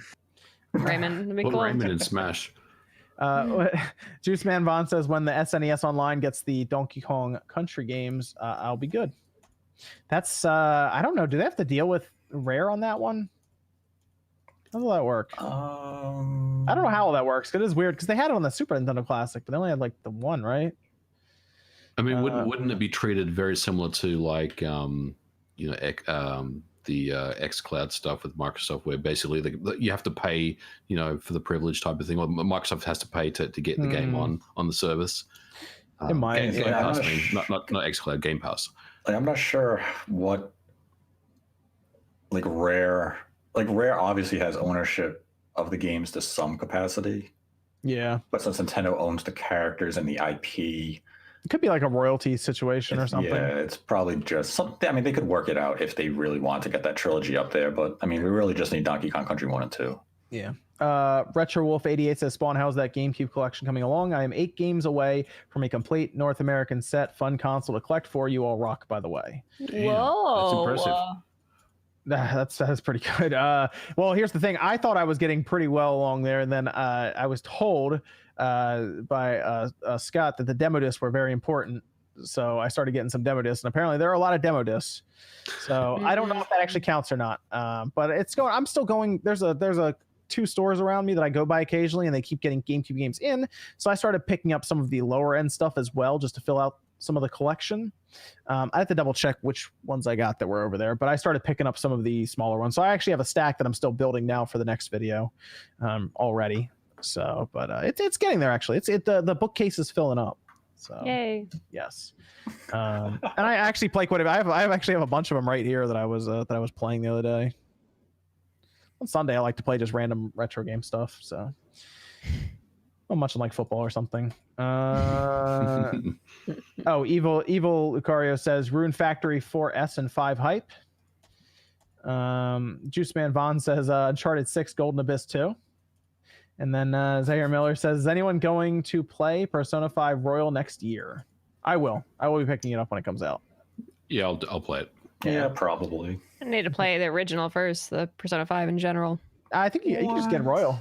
You just get Royal. I would love for it to come to What do you mean just get Royal? Isn't that like a It's essentially this. It's they added extra the stuff to it. expanded version of it's this game. It's Atlas being Atlas. Oh. It's the Persona 4 Golden to Yes. So there's like nothing new. Like if I buy that, I mean, there's new stuff, but you can go back and I mean, it's okay. like it's not like a sequel or anything like that. It's basically that same game, but more stuff to it. So I yeah. just want it to come to Switch, man. We had some sales numbers for the Switch over Thanksgiving weekend with Black Friday and all that. It looks like it was the best. So there was a lot of weird wording for this, if I'm not mistaken, Nate, right? We were all over the place with this, but it sounded like it was the best. It was the best week that they've ever had for like Black Friday for the Switch system. For the Switch, yeah. People were some reason taking it for Nintendo overall. It's just the Switch. No, the Wii had that 1 month where it absolutely killed it. Well, here's the interesting thing about that. According to NPD, is possible they're going to report this, I think, in like 5 days or something. Thursday. Yes, it is possible that the Switch actually outsold the best month the Wii ever had. Well, the best November. In November. I'm sorry, November, November. Yes, which of course includes like Black Friday, Cyber Monday, all of that stuff. There's a chance, and they have to go back and look because it apparently just in North America alone, like 825,000 units over that week. Oof. Yes. Which is insanity. Mm-hmm. It's well, I think the same year that we'd be comparing the Wii's performance is November 2008. I believe that Black Friday week, the Wii sold 800,000 units. So obviously already over 20 to 30,000 units. But November of 2008, the Wii sold 2 million units in November. Yes. So we're looking at, is there potential that the Switch sold over 2 million units just in the month of November? Because that's also not counting Pokemon's launch week. Right. And the Switch didn't have any Black Friday deals. There was no reason to wait till Thanksgiving week. So if you picked up Pokemon at the beginning of the month, or even if you carried over from Luigi's Mansion into the start of November, there is a chance Nintendo may have moved over 2 million units just in November, which is a hell of a month. What that means then is there's a strong possibility that this quarter that we're in now, which is going to end in at the end of December, would have been over 10 million units. Dude, what about Christmas? That's what the analysts are saying with Christmas and all that. 10 million units in just a quarter, which would be which means by the end of December it would have passed the Xbox One. Typically December is stronger for Nintendo than November because December the Wii sold over 3 million units, which no system is ever going to approach or beat. So we could realistically look at a November, December for the Switch of 4.5 million units. At least, between 4 to maybe 4.5 million units. So that's just North America. Yeah. So worldwide to hit 10 million is well within reach. They can eclipse that. It just passed the PS3 in Japan. because it's doing like 180,000 units a week there. And the PS3 was like 10 and a quarter, I think, 10,250,000. It passed that. So it's I think at this point the Switch has a very good chance of actually outselling the Wii when it's I all said agree. and done. It's definitely on course to make it happen. Yeah, because then we also have to assume that there's a good chance that it will have a longer life than the Wii, since the Wii really didn't last that long. I mean, if you look at its discontinuation date, that was like 2 years after when it should have been really discontinued. And it really just kind of reaffirms that the Switch Pro is something that is not in their plans, at least not for a while. Yeah, well, Yeah. that's the interesting thing, because I don't think like at the end of the generation we'll look back and there's just going to be a Switch and a Switch Lite. Like I think there will be at least another SKU. I don't know what it would be, but I feel like there's going to be something else. Whether that's I don't know, a smaller one, or I don't even know how they do that. But I almost feel like there's going to be something else, because I don't know why they would spend so much time talking about how the Switch is a brand and a family of systems when there's just two of them. Yeah. Well, it Yeah, depends right. on how we kind of look at it as a brand and a family of systems. If they're going to include like the potential next gen Switch, like is Switch just going to be their brand name, like the PlayStation, the Xbox, Maybe. and they're going to use that cell phone, iPad type of family interface moving forward. I mean, what if they even did stuff like, I mean, if they didn't beef it up too incredibly much, and I was talking with my husband with this over the weekend because he was messing with the Switch Lite. He was like, what if you even just took away like the big bezels, and like kind of what they did with the XL, like they really, you could even just expand the screen and bring it to where there's a lot less border, and maybe what if make they it a did a little bit- Switch Micro? Make it like They could. tiny. Switch Micro. Flip one. I like that. I like that idea, basically. That's a good point. Make it, yeah. I mean, the only other thing they could do is that they actually just make a traditional system in the sense of, here's a Switch, it's docked performance. You can't undock it. You're just playing your games on your TV at what you get from a dock Switch now. And you have those three platforms. You have flagship Switch, you have portable with light, and you have sits on my computer stand, my TV stand. it'd have to be beefed up. That'd be cheap. You think they'd go the cheaper route with that, Nate? Like, so they'd both be, either one would be 200. You'd go as cheap as you could with it, because Think so? all the research Okay. and development's done, the technology's done. You're literally just Yeah, that's true. taking innards into a little plastic box the size of a Super NES. No classic, screen at all. screen. Yeah. and that's Okay. it. Oh, what if you package it with a Pro controller? That would probably be the most expensive part of it. Yeah. So there's 175, because the market for that wouldn't be massive.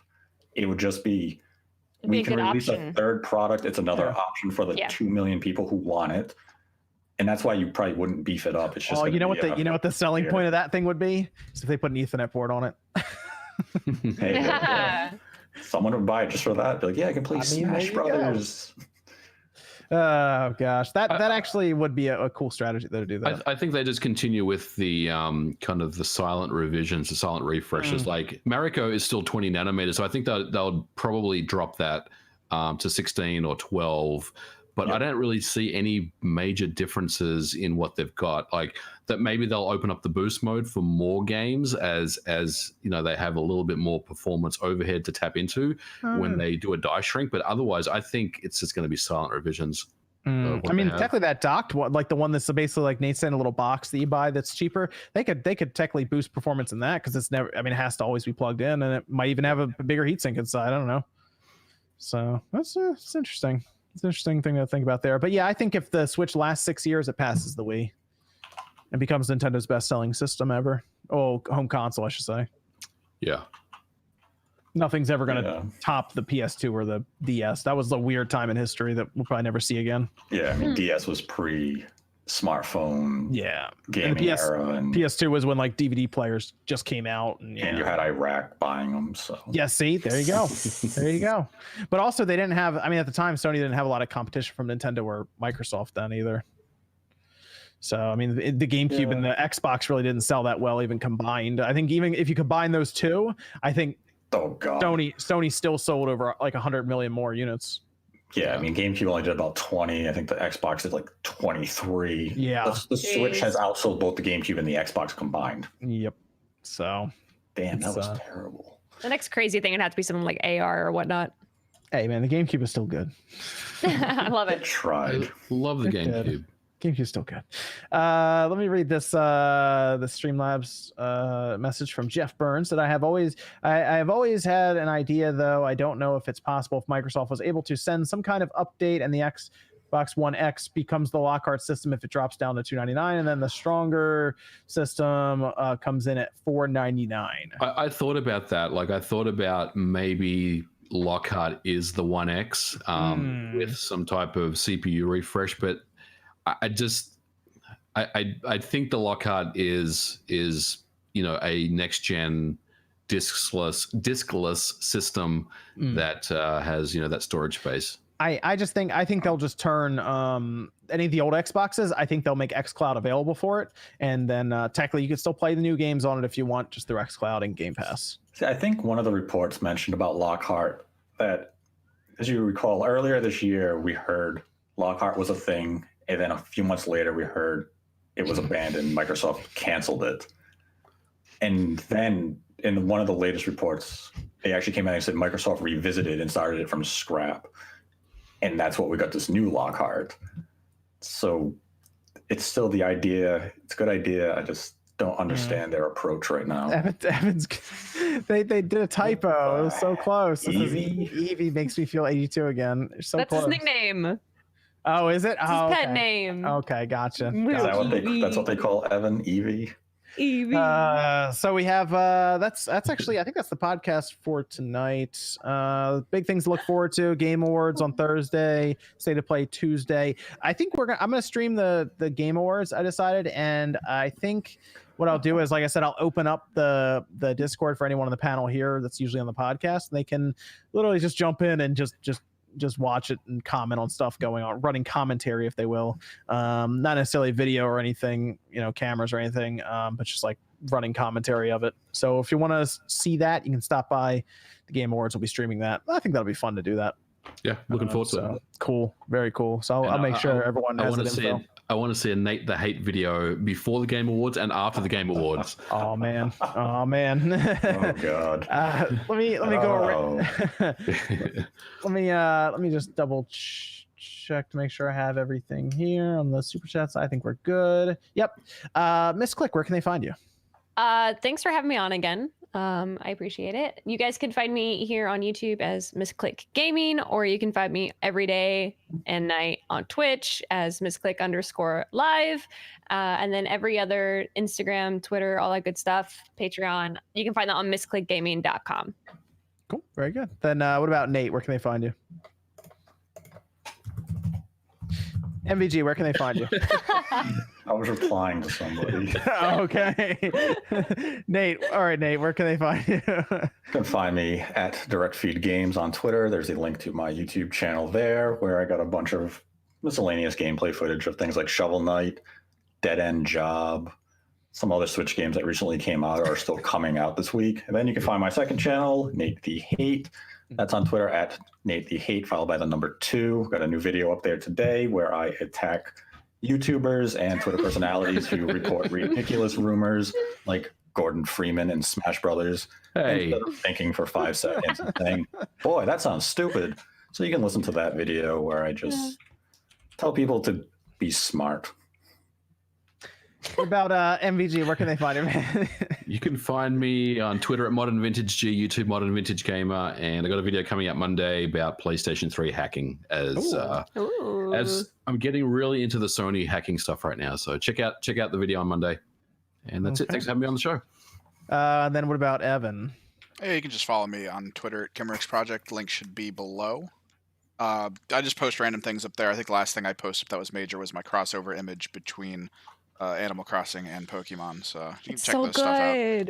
You got the tree just right. It was fun. That was that's the piece with Snorlax and everything, right? Gigantamax Snorlax, yep. That's good. What's that? Is that just going to be like a print? What are you going to do with that? I'm going to make it prints, yeah.